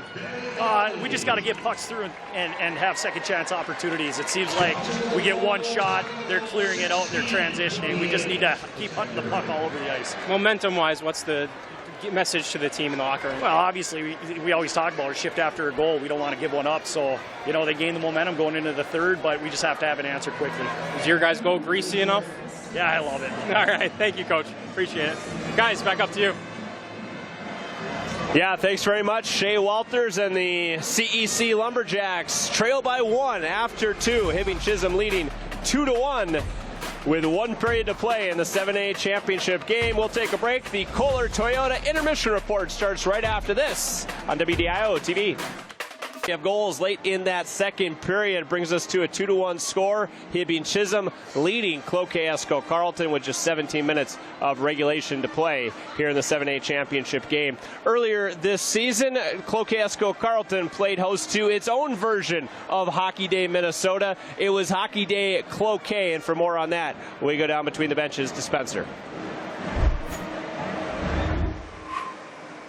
Right, we talked a little bit about the staple that is Hockey Day Minnesota. Cloquet trying to make a staple of their own in the Northland for the first time ever. Cloquet Hockey Day. Hit Cloquet. It was an outdoor rink, just everything you love about Hockey Day Minnesota. And there were teams of all sorts to hit the ice, and they were sure excited about it. Well, we certainly had the vision, right? And vision and hard work and the expectations and the gambling of weather and finances. The vision stood strong, and you can see this today. We pretty much implemented it, which is super cool with all the uncertainties of it. But, what we wanted to bring is a fun event to Cloquet and to the hockey program and looking from all the smiles around the crowds and the young kids that are here and the folks that maybe played here in the past. It's been fun. Mentioned some of the different teams that took place, and the week started off with the Lake Superior and Iron Range Warriors, but then the Squirts got on the ice, the Bantams got on the ice. Cloquet-Esco Carleton boys and girls hockey hit the ice as well on that Saturday. I was there. There was a lot of snow. They were Zambonian. They were shoveling. It was just a great all-around event, and hopefully it can become a Northland staple just like they wanted it to be. Yeah, thanks very much, Spencer. The outdoor rinks, of course, where many of these players started their hockey careers. One of them, by the end of the night, will get to play on the ice where they watch their childhood heroes at the XL Energy Center and the state tournament. Right now, it's 2-1. Hibbing Chisholm leading Cloquet-Esco Carleton. The Kohler Toyota intermission report continues right after this on WDIO TV.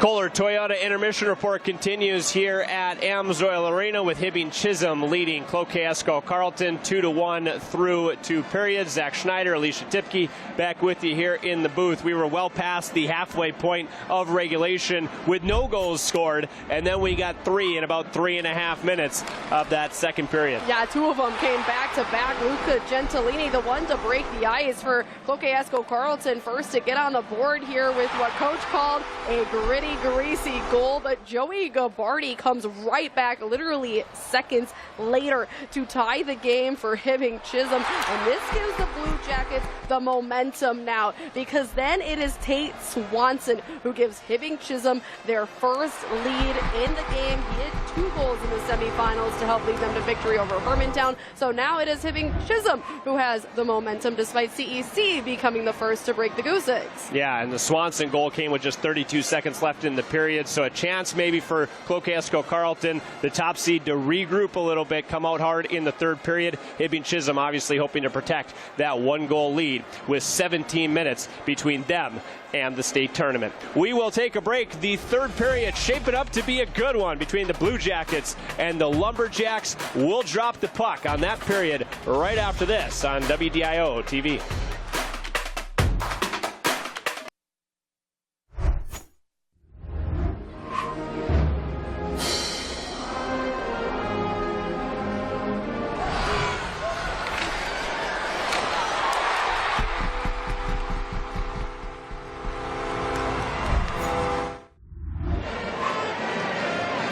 Those were the sounds of the game brought to you by Hearing Wellness Center. Back to Amsoil Arena here in Duluth ahead of the third period. The 3-seed Hibbing Chisholm leading the top seed Cloquet-Esco Carleton 2-1 as we start the final 17 minutes of regulation in this 7A championship game. Yeah, what an exciting second period. I mean, back-to-back goals, literally seconds apart. That tied it 1-1, and then Hibbing with that last second goal at the end of the second to take their first lead of the game. Now, they came back from behind in the semifinals, too, so this is something they're pretty used to doing, and honestly, it seems like they're fueled more when the other team scores first, at least in this tournament. I know they're used to getting on the board first in the regular season, but this has really been working in their favor here, and I think it's just that desire, that buying in. Head coach Aaron Jamnick said it was the second half of the season that he really saw this team come together as one. Hibbing Chisholm this year unbeaten when they carry a lead into the third period. 17-0-0 are the Blue Jackets. The Lumberjacks, meanwhile, 3-4-0 when they trail after two periods. And we are underway here in the third. 17 minutes and maybe more to send one of these teams to the state tournament. Thornton races through center ice for CEC. Did the break at the intermission quell the Hibbing Chisholm momentum that was building at the end of the second period? We will find out here early in the third. Maybe a good time for a rest and reset for CEC as a long shot from Painovich tipped in front, and Wally continues his good work in the Hibbing Chisholm net. Yeah, Spencer was able to connect with head coach Shea Walters of CEC after that second period. He liked their greasy goal, but of course he said it's the momentum that's key, and they need to get back onto the board to take this game back away from the Blue Jackets with potentially just one frame left to go. We will see a lot of this top line for CEC in this third period. They're out here for the offensive zone faceoff. Gentilini, this is Nico, the older of the brothers, behind the goal. Tried to wrap it around, defended well by Hibbing Chisholm. Young with a long shot that was blocked to the far side. Knutson moves it around to the near side. Gentilini, he blew a tire. Elsner ahead for Cole Swanson at the line. He's working on Painovich. Knocked him down. Penalty coming to CEC as Painovich held Swanson down just a bit too long. Interference on Cloquet-Esco Carleton will be the call, and Hibbing Chisholm, up by a goal, will get its second chance at the Benefort power play. Yeah, of course, not the situation the Lumberjacks want to be in, but they were successful on that kill earlier in this game. Hopefully, of course, they're going to try to pull off what they were able to do then, which was to clear the puck a number of times. They didn't, I believe, allow a single shot on goal during that power play that came earlier this game, too. So huge for them. They need to come up big again here. Blue Jackets power play, as I said earlier, 1 for 3 in the semifinals. CEC's penalty kill was 3 for 4 in the semis, and then got that kill earlier in this game tonight. This a critical juncture early in the third. Blue Jackets win the faceoff. Sunval at the point, long shot. Ilianardo makes the save for CEC. Ilianardo just standing strong here throughout this entire game. Really a huge piece to the CEC penalty kill here. Always the last stop in net there, of course. Lumberjacks won that face-off. They get the clear. Sunval back to collect it, 200 feet away from the CEC net. Now Sunval across the line. He's tripped up. No call coming there. Maybe fortunate for CEC if you didn't like the Painovich call, which they didn't. Maybe things even up as Sundvall was tripped up through center ice. CEC gets another clear with 35 seconds gone on the Hibbing Chisholm power play. Sundvall across the line, has it poked away, and back to center ice it comes. Elsner at the line, across for Cole Swanson to the circle, try to toe drag. His big brother Tate picks it up behind the goal. Elsner in the far corner. Hibbing Chisholm will try to get set up with 1 minute to go in the power play. Tate Swanson, far point. He walks to the top of the circle, fires, blocked by Hudson Snesrud. To the corner to Hildenbrand. Back to Tate Swanson at the point. Again, he walks in to Hildenbrand.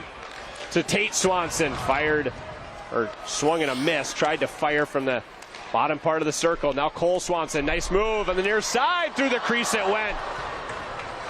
Cole back on the puck in the corner, now behind the goal for Hibbing Chisholm, tried to center for Hildenbrand, to Tate Swanson, he fanned on the one-timer. 20 seconds still to go in the Hibbing Chisholm power play, and now that will be negated as Cole Swanson takes a penalty. He hauled down Nico Gentilini, and will skate 4-on-4 before CEC then gets its second chance at the power play. Barn just erupting here now. CEC with their own opportunity coming up here to try to equalize this game. It's been really fun to watch Leonardo and Snesrud, kind of the communication between the two of them, especially in moments like this.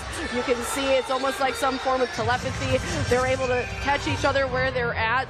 Sometimes Leonardo kind of telling Snesrud where he wants him to stand. You can see him kind of shifting him around there, and it's obviously been working well for them tonight.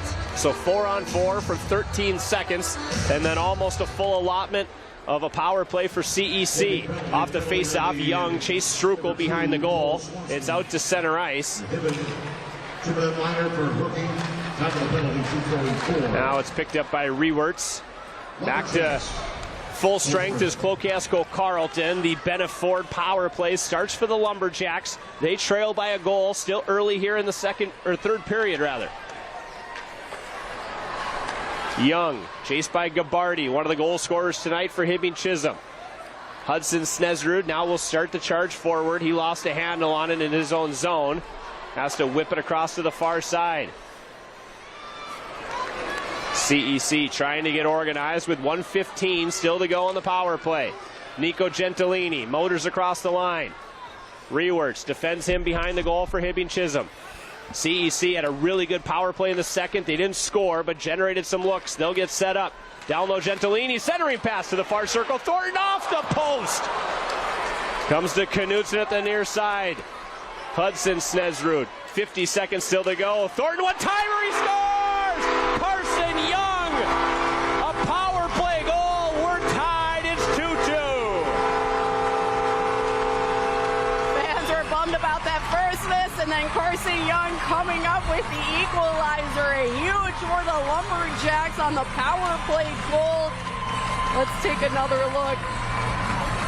Mentioned he scored a power play goal in the semifinals against Proctor from about that same spot. The senior had just 7 goals coming into the section tournament. He's got 2 now, 1 in the semis, 1 in the finals, and he ties the game. It's 2-2. Buckle up, now it's a race to the finish. Makes sense why he secured his 100th career point. That was on Saturday. Well deserved, the effort, the career he has had so far. 13 minutes to play in regulation. Thornton at the circle. Long shot, that was blocked. Sundvall tries to pick it up along the near side. Sundvall skates it to center. 3-on-2 as Hibbing Chisholm crosses the line. Defended really well by Cole Painovich, who clears the center. Now Knutson, 3-on-2 the other way. Thornton, long shot, deflected over the crossbar. All gas, no brakes from here on out for these two teams. 12.5 minutes to go. Gentilini along the far boards.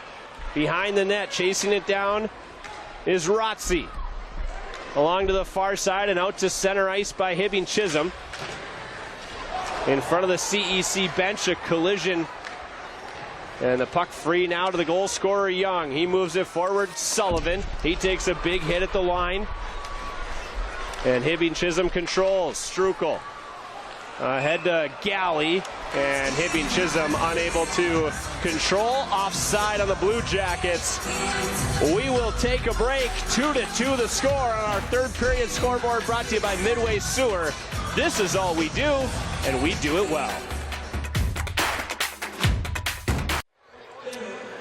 Carson Young's power play goal has us tied on the third period scoreboard, brought to you by Midway Sewer. This is all we do, and we do it well. 2-2 the score. 11:57 to go in regulation. I just love how zen Rex Wally is despite the score here. You guys don't see it when we're in break, but he sits on one knee and just collects his thoughts. You can just see him sitting there by himself just in front of his net. It's a really cool sight to see. You can tell he's just really living in the moment. Tate Swanson with the puck in the near corner, tries to feed the point, held there nicely by Whitaker Rewerts. He plays it in behind. This is Cole Swanson to Tate, out in front, saved by Ilya Nardo. His best in quite some time for CEC. He stops another one from a sharp angle for the Lumberjacks. Now Cole Swanson again centers for Tate, saved by Ilya Nardo as that one swept in on goal. Strukel, sharp angle shot for the Blue Jackets. That's off the boards and out to center. Now Rewerts in a race with Thornton. Gentilini has it. He spins away from the check of Strukel. Nico Gentilini spins one toward the front. Over to take control was Kellen Elsner. He goes cross ice. This is Cole Swanson 1-on-2. Fires one off the pad of Ilianardo. End to end we go in a tie 2-2 game with the winner off to the Class A state tournament. Turnover just outside the Hibbing line. Sunval follows it up for the Blue Jackets. Quick, sharp shot. Save made by Ilianardo. That was a quick release and a strong shot from Ethan Sunval, the junior for Hibbing Chisholm. And Spencer Pierce on that puck out of play has his one save of the game. Good job, Spencer. And we'll turn now to our Mackey Body and Glass collisions of the game.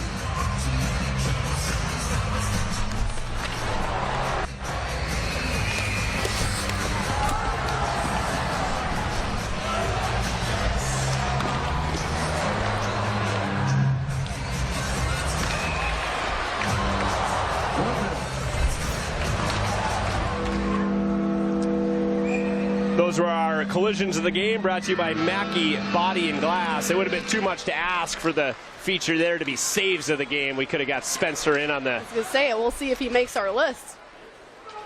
10:30 to go in a tie game. 2-2 our score. McDonald to the far corner. Kamsala out to center ice. Galley collects it nicely at the line. Centering pass intended for Gabardi. At the far side of the goal, it's flipped to center by CEC. Sunval off the boards, out to center. Lumberjacks in offside. They have to tag up. The pass out was deflected. Now they wrap it around with both teams changing here. Sunval to Kamsala across the CEC line. A long shot was wide of the goal. No shot is a bad shot at this point. Inside of 10 minutes to play in the third. Game tied 2-2. CEC, of course, the ones to score first, then tie it back up. Head coach Shea Walters said we wanted to get back to this game. It's bigger than the quarters. It's bigger than the semis. We want to prove we belong, and I think they certainly have done that. Strukel centering pass intended there for Rotzi. It dribbles in on goal, and Ilianardo senses some trouble. He covers up for Clocasco Carleton. Yeah, of course, they have their sights set on the state tournament. Both of these programs now kind of playing for their lives here. You can see the aggression, the tension kind of stewing here between these teams. It's nice to see them getting a little bit more feisty with the shots on goal here, too, after a little bit of a very calculated first period. Yeah, things have certainly opened up as this game has gone along. It's made for some really fun hockey through the later stages of the game. Long shot from Gustafson. Ilianardo made the save. The rebound comes out in front. Strukel, a long shot over the crossbar. One of the CEC defenders, that's Painovich, has to collect his stick. And the Lumberjacks will survive that scare. They clear to the line, but not out. A hit in front of the Lumberjacks bench. One of the Blue Jackets is slow to his feet. Strukel has the puck in the Hibbing Chisholm zone. That was Gustafson, who now is getting back to the Blue Jackets bench. Out to center ice it comes. This is Cole Swanson. Has his brother Tate with him in the 2-on-2. Cole's stick was knocked away. Gets it to Tate behind the goal. Around to the far side. Krumpetich. And now Tate Swanson takes a spill into the far boards. CEC will clear. Knutson moves it ahead. This is Thornton. 2-on-2 across the Hibbing Chisholm line. Thornton to the far side. Gentilini scores! Nico Gentilini! Cloquet Esco Carlton back in front. It's 3-2. Lumberjacks fans all on their feet, jumping around. They take their first lead since the first goal of the game back there in the second period. Little brother opened the scoring back in the second. Big brother gets the Lumberjacks back on top here in the third. The 21st goal of the year for Nico Gentilini. You wanted that top line, if you were the Lumberjacks, to have an impact on this game. It goes Knutson, Thornton, Gentilini. All three touch the puck, and the Jacks are back on top by 1.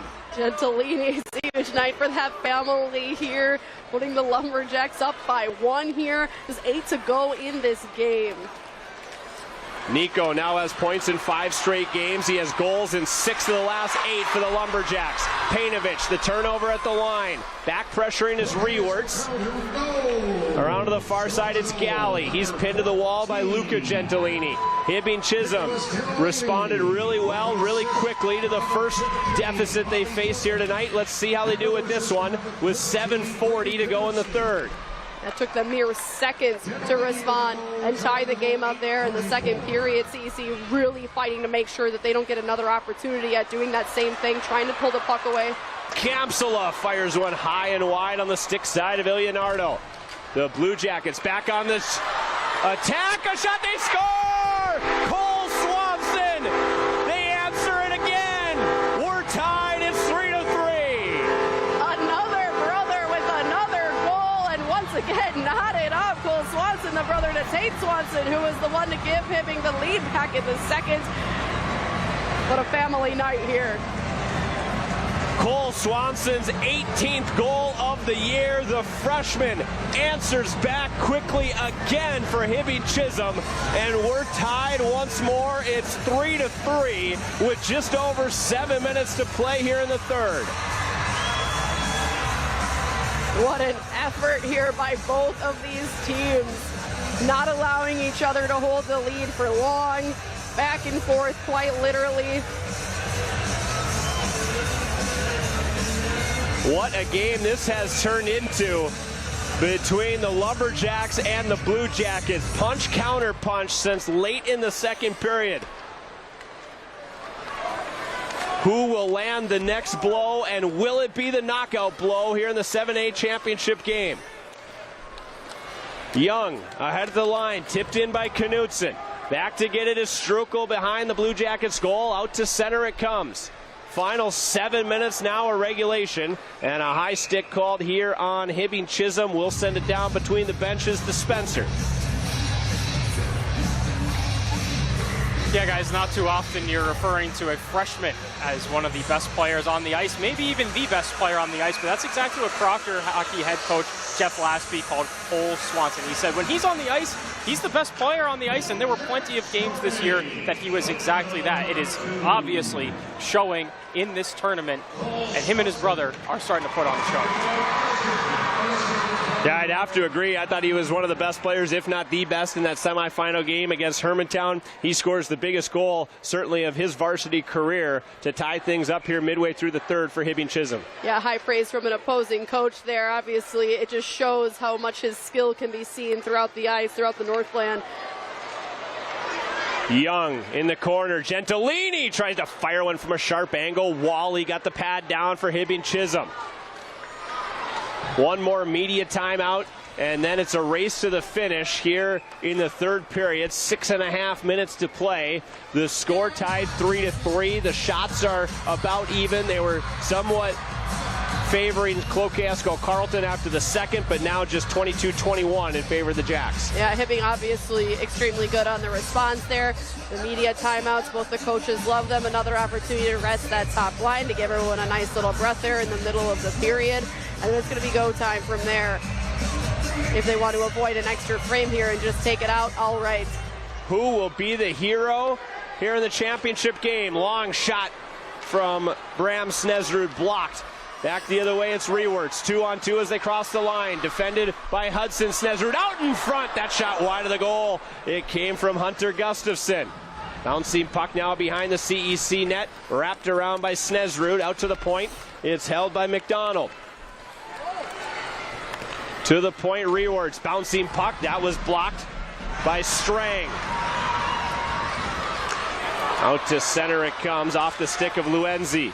McDonald back on the attack quickly for Hibbing Chisholm. Elsner fighting for it there. It goes around to the far side. Chased down by Riccio. McDonald at the line for Hibbing Chisholm. He holds. Behind the net. Down to the far corner. Hudson Snesrud. Out to center ice. And things will calm down a bit with both teams changing. Blue Jackets pitchfork it as far as Hudson Snesrud, who just ices it for CEC. He was at the end of a shift. A wild one brewing here in Duluth. 3-3 the score on the third period scoreboard. Brought to you by Midway Sewer. This is all we do, and we do it well.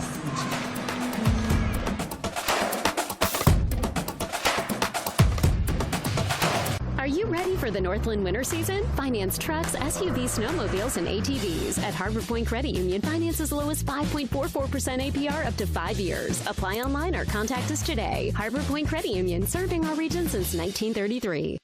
Don't wait. Grab a great rate at NCCU.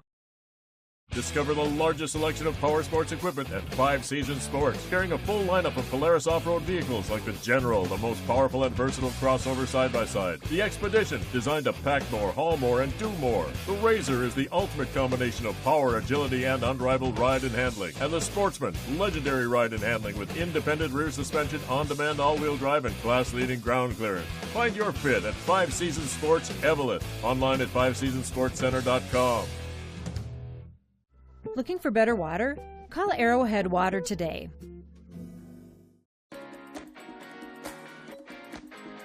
I bought a 2019 Silverado. I did shop in line before visiting Kohler, and I knew I could come in and get a vehicle looked at right away. I picked Kohler because my family's bought a few vehicles through Kohler, and I know I can trust them and the salespeople. I would recommend Kohler to my family and friends. The purchasing process was very easy, in and out within a couple hours. The process was super simple, good price. Everyone around the dealership was very helpful and nice. You're not just getting a car, you're getting Kohler. 3-3 our score, 5:22 to go. That scoreboard brought to you by Midway Sewer. This is all we do, and we do it well. A race to the finish now for Hibbing Chisholm and CEC. We talked a little bit about Rex Wally's Zen stance. And Ilianardo had another one here himself. Both pads down to the ground, stick across his knees. Just trying to get mentally into this game. This is Knutson for CEC as he weaves his way through the defense, and Wally makes the stop. Back to you, Alicia. Of course, they're huge in this game, obviously, as we're seeing these mega saves that they're making. Shots almost even, 23-21 in favor of the Lumberjacks, but it's so impressive how well these goaltenders are not letting the crowd get to them. This is a massive arena, and it is loud in here with all this music, and they're both doing outstanding. CEC wins the faceoff. Painovich, a long shot. That got through the traffic, but was wide of the goal. Out to center it comes. Out of the reach of Galley. Turning it the other way now. Sullivan for CEC. Gets some help from Luca Gentilini.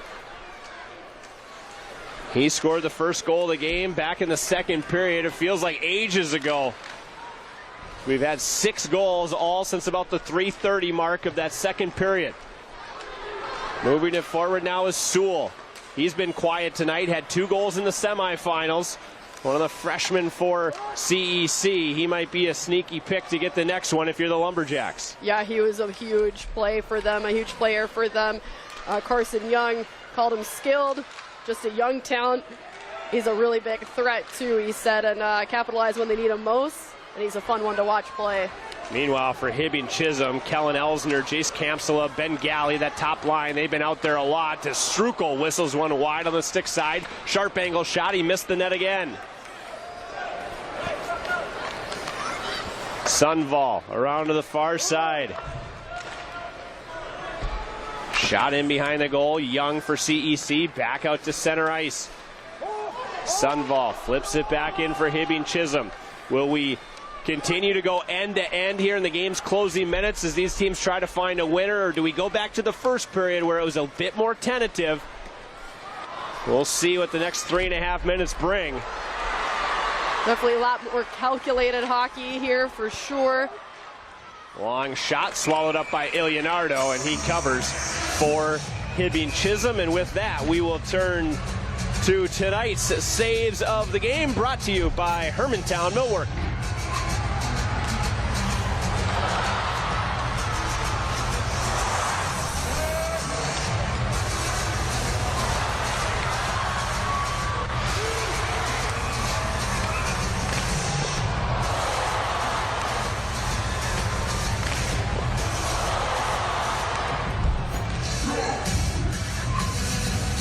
Those saves of the game brought to you by Hermantown Millwork.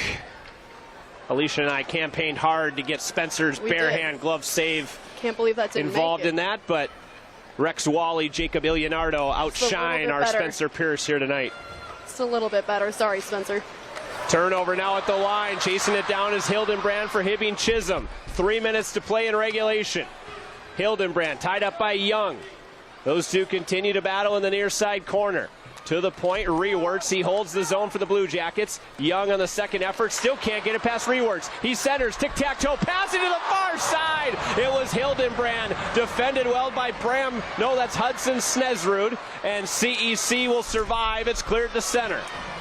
Wow, what an opportunity there for the Blue Jackets. Snesrud again just knows right where Ilianardo needs him to be, blocking that shot, potential game leading point there by the Blue Jackets.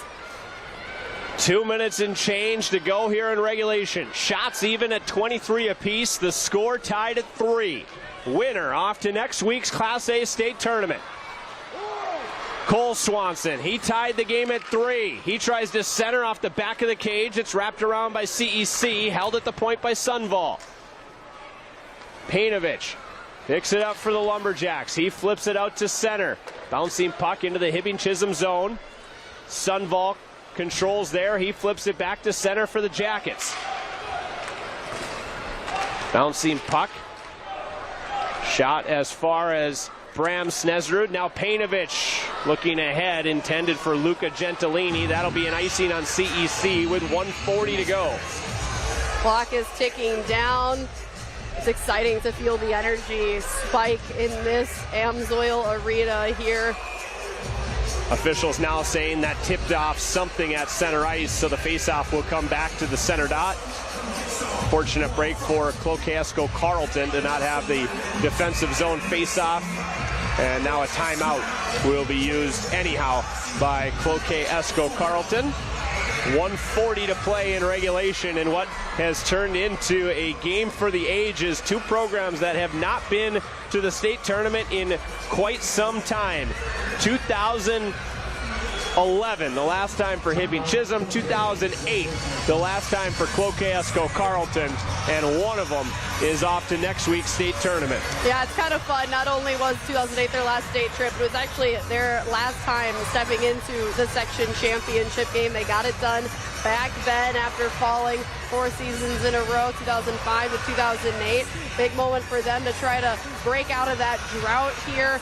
17 years in the making. Some of these players weren't even born the last time the Lumberjacks were able to make that trip. Hibbing Chisholm, of course, 14 years for them. So quite a moment for each of these programs on the line tonight. Not a single person, it seems, have left their seats here. Sometimes you see an exodus in the third period. No way anyone's going to miss this game-winning goal here tonight.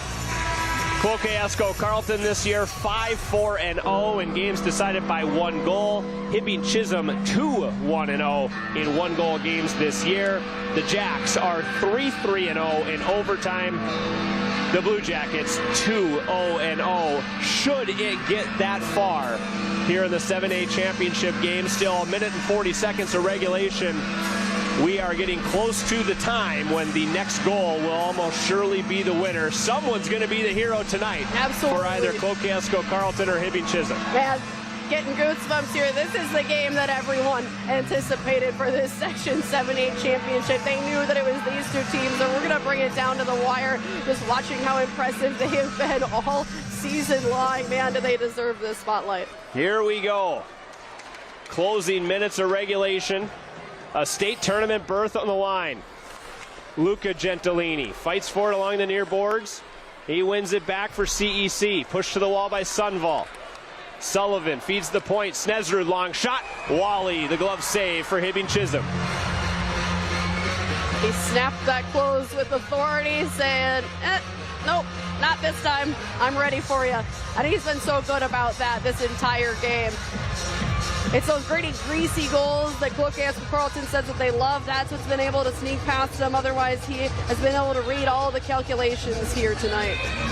Top line over the boards for this offensive zone faceoff for CEC. Hibbing Chisholm wins it. Rewerts skates it to center ice. This guy can really motor.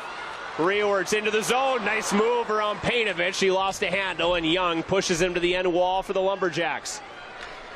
The freshman defenseman, some nifty skating and moves there through center ice for Hibbing Chisholm.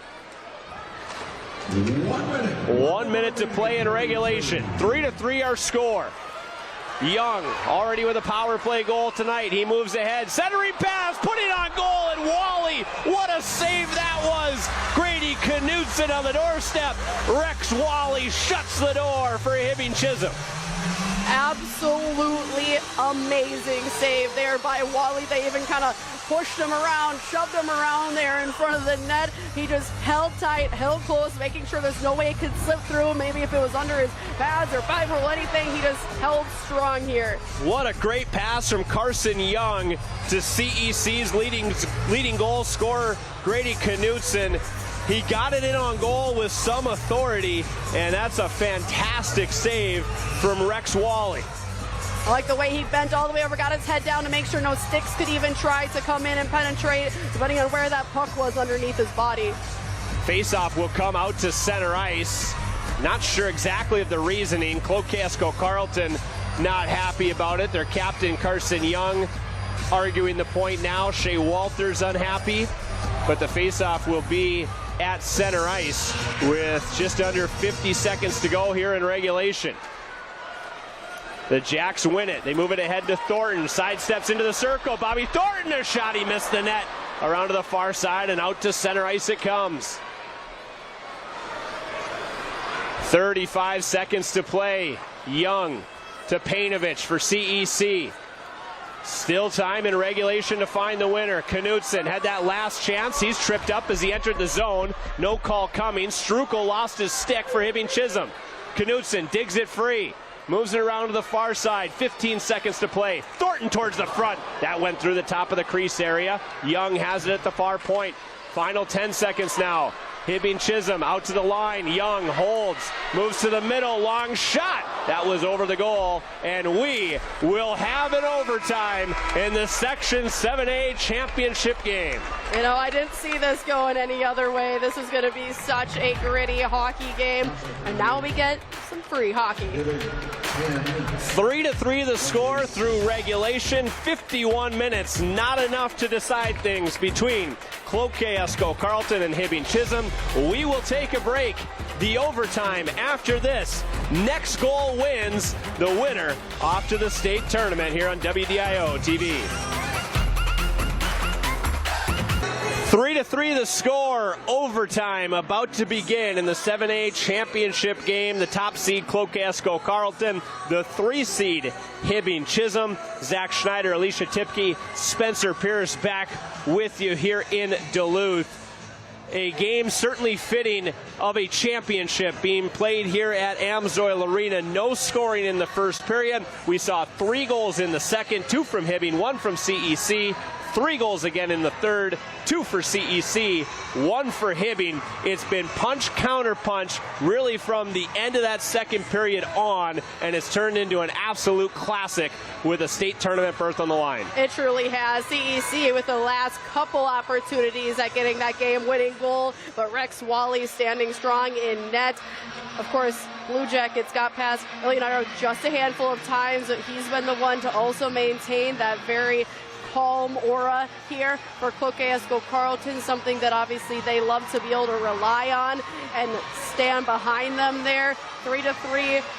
I mean, this is such an exciting game. Hibbing Chisholm 2-0-0 in overtime this year. Cloquet-Esco Carleton 3-3-0 when they play the extra session. We will play 8 minutes of full 5-on-5 overtime here. If still no one has scored, we will take an intermission break and come back with a full 17-minute period. We will play as long as it takes. One of my favorite things of playoff hockey. Someone's got to score before we go home, and that team will be off to next week's state tournament. We'll be here all night. As long as they keep playing, we'll be here. Here we go, the overtime underway for the Blue Jackets and Lumberjacks here in Duluth. Sunval tried to center, knocked down by Elsner. Sharp angle shot. Leonardo directed that behind the goal. It's flipped out to center by CEC. Kind of same thing at the end of the third period. Will we see some more calculated hockey, or will we see end-to-end kind of fire wagon action between these two teams? Knutson had it knocked away from him. To center ice comes Elsner. He tried to shoot it past Painovich. Cole Swanson, bouncing puck toward the middle of the zone. It comes back to Cole Swanson now. Into the circle. Has it knocked away from him and out to center. Knutson has Thornton 2-on-2 as they cross the line. Centering pass goes to Young at the far boards. Shot, stick save made by Wally. And Hibbing Chisholm will settle things down. Tate Swanson can't get across the CEC line. Out to center it comes. Sunval has it taken away by Sullivan for the Lumberjacks. Painovich, long pass ahead, tipped into the zone by Nico Gentilini. He's the one to give chase. Rewerts delivers a hit behind the goal. Puck comes free to Kampsula. Out to center. Bouncing for Cole Swanson. Cole Swanson. Stick handles through the middle of the zone. Long shot. Gabardi has it behind. Snesrud moves it around to the far side. It's picked up there by Galley. And comes around to the near side corner with Kampsula. Shovels it back in behind the goal for Hibbing Chisholm. 90 seconds played here in the overtime. Kampsula to the corner, it's Galley. Defended by Snesrud. Back to the point. Long shot, that was blocked by Gentilini, and out to center it comes. Galley on the reload for Hibbing Chisholm to the circle, fires one, and a glove save made by Jacob Leonardo. Yeah, I feel like this is kind of a mashup now of the second and first period. Some very calculated but very fast hockey. They kind of went back to that calculated hockey at the end of the third. No one wanting to give up that game-winning goal in the final seconds there, tied 3-3. They knew if they could just hang on, they'd get a little bit of a reset. 60-second break here heading into this first overtime, but there's some nice speed coming in here. Talking that third period about the media timeouts, allowing both coaches to play their top players, maybe more so than they would through the regular season. No more media timeouts now, so we'll see how deep into the bench they can get with fatigue. Certainly starting to become a factor, I would think, for the top players for both teams. Absolutely. Under 6 to end this, but if it doesn't end, they will get a full intermission there to rest up before a second overtime. Rink-wide pass for Cole Swanson, joined by Rewerts. Cole Swanson, toe drag to the middle. Swanson in the backhand to Rewerts. He scores! Whitaker Rewerts, the freshman. Hibbing Chisholm off to the Class A state tournament. And the celebration begins by the student section. The hero, Whitaker Rewerts, in overtime. It did not take him long to end this for the Blue Jackets. It's the freshman's 9th goal of the year. It sends the Blue Jackets to the state tournament for the first time since 2011. Hibbing Chisholm are your Section 7A champions. Hugs all around, of my goodness, Rex Wally getting inundated by his teammates, coaches, everybody. The emotions, we can feel it all the way up here, Zach. Well, and who else to create the goal-scoring chance other than fellow freshman Cole Swanson? We talked about him earlier in the third period, maybe one of the best players in this entire tournament. He makes a fantastic move to the front, and in the end, it's a tap-in goal for Whitaker Reward, certainly the biggest goal he's ever scored in a Hibbing Chisholm uniform. The Blue Jackets are going back to St. Paul. Wow, just what a game. One for the ages, absolutely. Joey Gabbardi, the tying goal in the second. Tate Swanson, Cole Swanson, and then to the hero that is Whitaker Rewards. And give Hibbing Chisholm a lot of credit. Every time Cloquet-Esco Carleton seemed to gain an advantage in this game, the Blue Jackets answered back. In the second period, Joey Gabbardi scored just 13 seconds after Luca Gentilini put the Jacks up 1-0. Then in the third period, Cloquet-Esco Carleton took that one-goal lead again. That was answered by Cole Swanson not long after the CEC made it 3-2, and now Whitaker Rewards scores an overtime winner. That is a goal he will remember for the rest of his life. Absolutely resilient is a word I would have to use for these Blue Jackets, coming from behind in the semifinals to the juggernauts that are Hermantown, coming from behind in this contested Section 7A championship game. Amazing. Well, let's go down to Spencer, who's got the game-winning goal scorer, freshman defenseman Whitaker Rewards, with him on the ice. With the hero of Hibbing Chisholm, talk to me about those emotions. I mean, you grow up dreaming that. Yeah, it's a dream come true to finally be going to the state tournament. It's amazing. Best feeling ever. Broke a drought. You know, you guys haven't been back there since 2011. I don't even know how old you were. I was about 2 years old. All right, they're going to drown the guy before I can get another question in. Talk to me, 2011. You're playing probably pond hockey at that point. You can't dream of this moment. No, it's insane. I don't know. Scoring the goal, it's just, anyone could have done that. It's just an easy tap in. Team effort, you know. It's great, man. Talk to me a little bit about the resiliency of these guys. They're a fucking good team. They're a really good team. They were hard the entire game.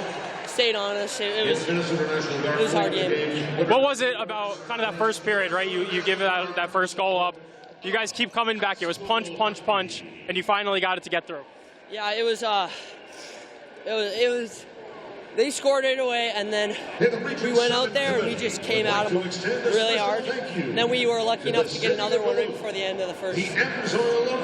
Appreciate it, man. Congrats. Nice job. Guys, whew, doesn't get better than that. No, it doesn't. Thanks very much, Spencer. Apologize for the language from Whitaker Reward. Certainly understand the emotions and the excitement from the freshman. He is tonight the Lakehead Constructors player of the game. He gets the overtime winner, his 9th goal of the year, and that, of course, is our play of the game tonight, brought to you by RJ Sport and Cycle. Let's take one more look at the game-winning goal. 2 freshmen combine on the game winner for Hibbing Chisholm.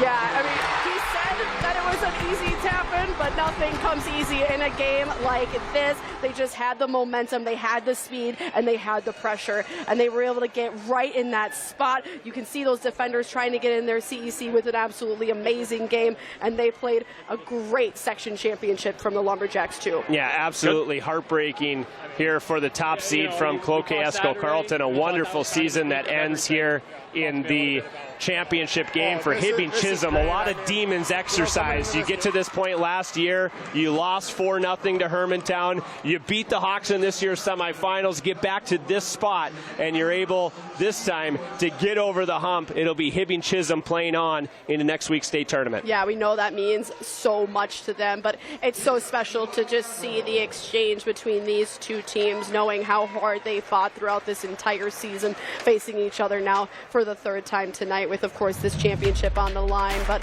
wow, what a game. game. It does not get much better than that in terms of high school hockey games. Hibbing Chisholm 4-3 winners in overtime. The Blue Jackets are off to the Class A state tournament. We will take a break, bring you back to wrap things up here from Duluth on WDIO TV.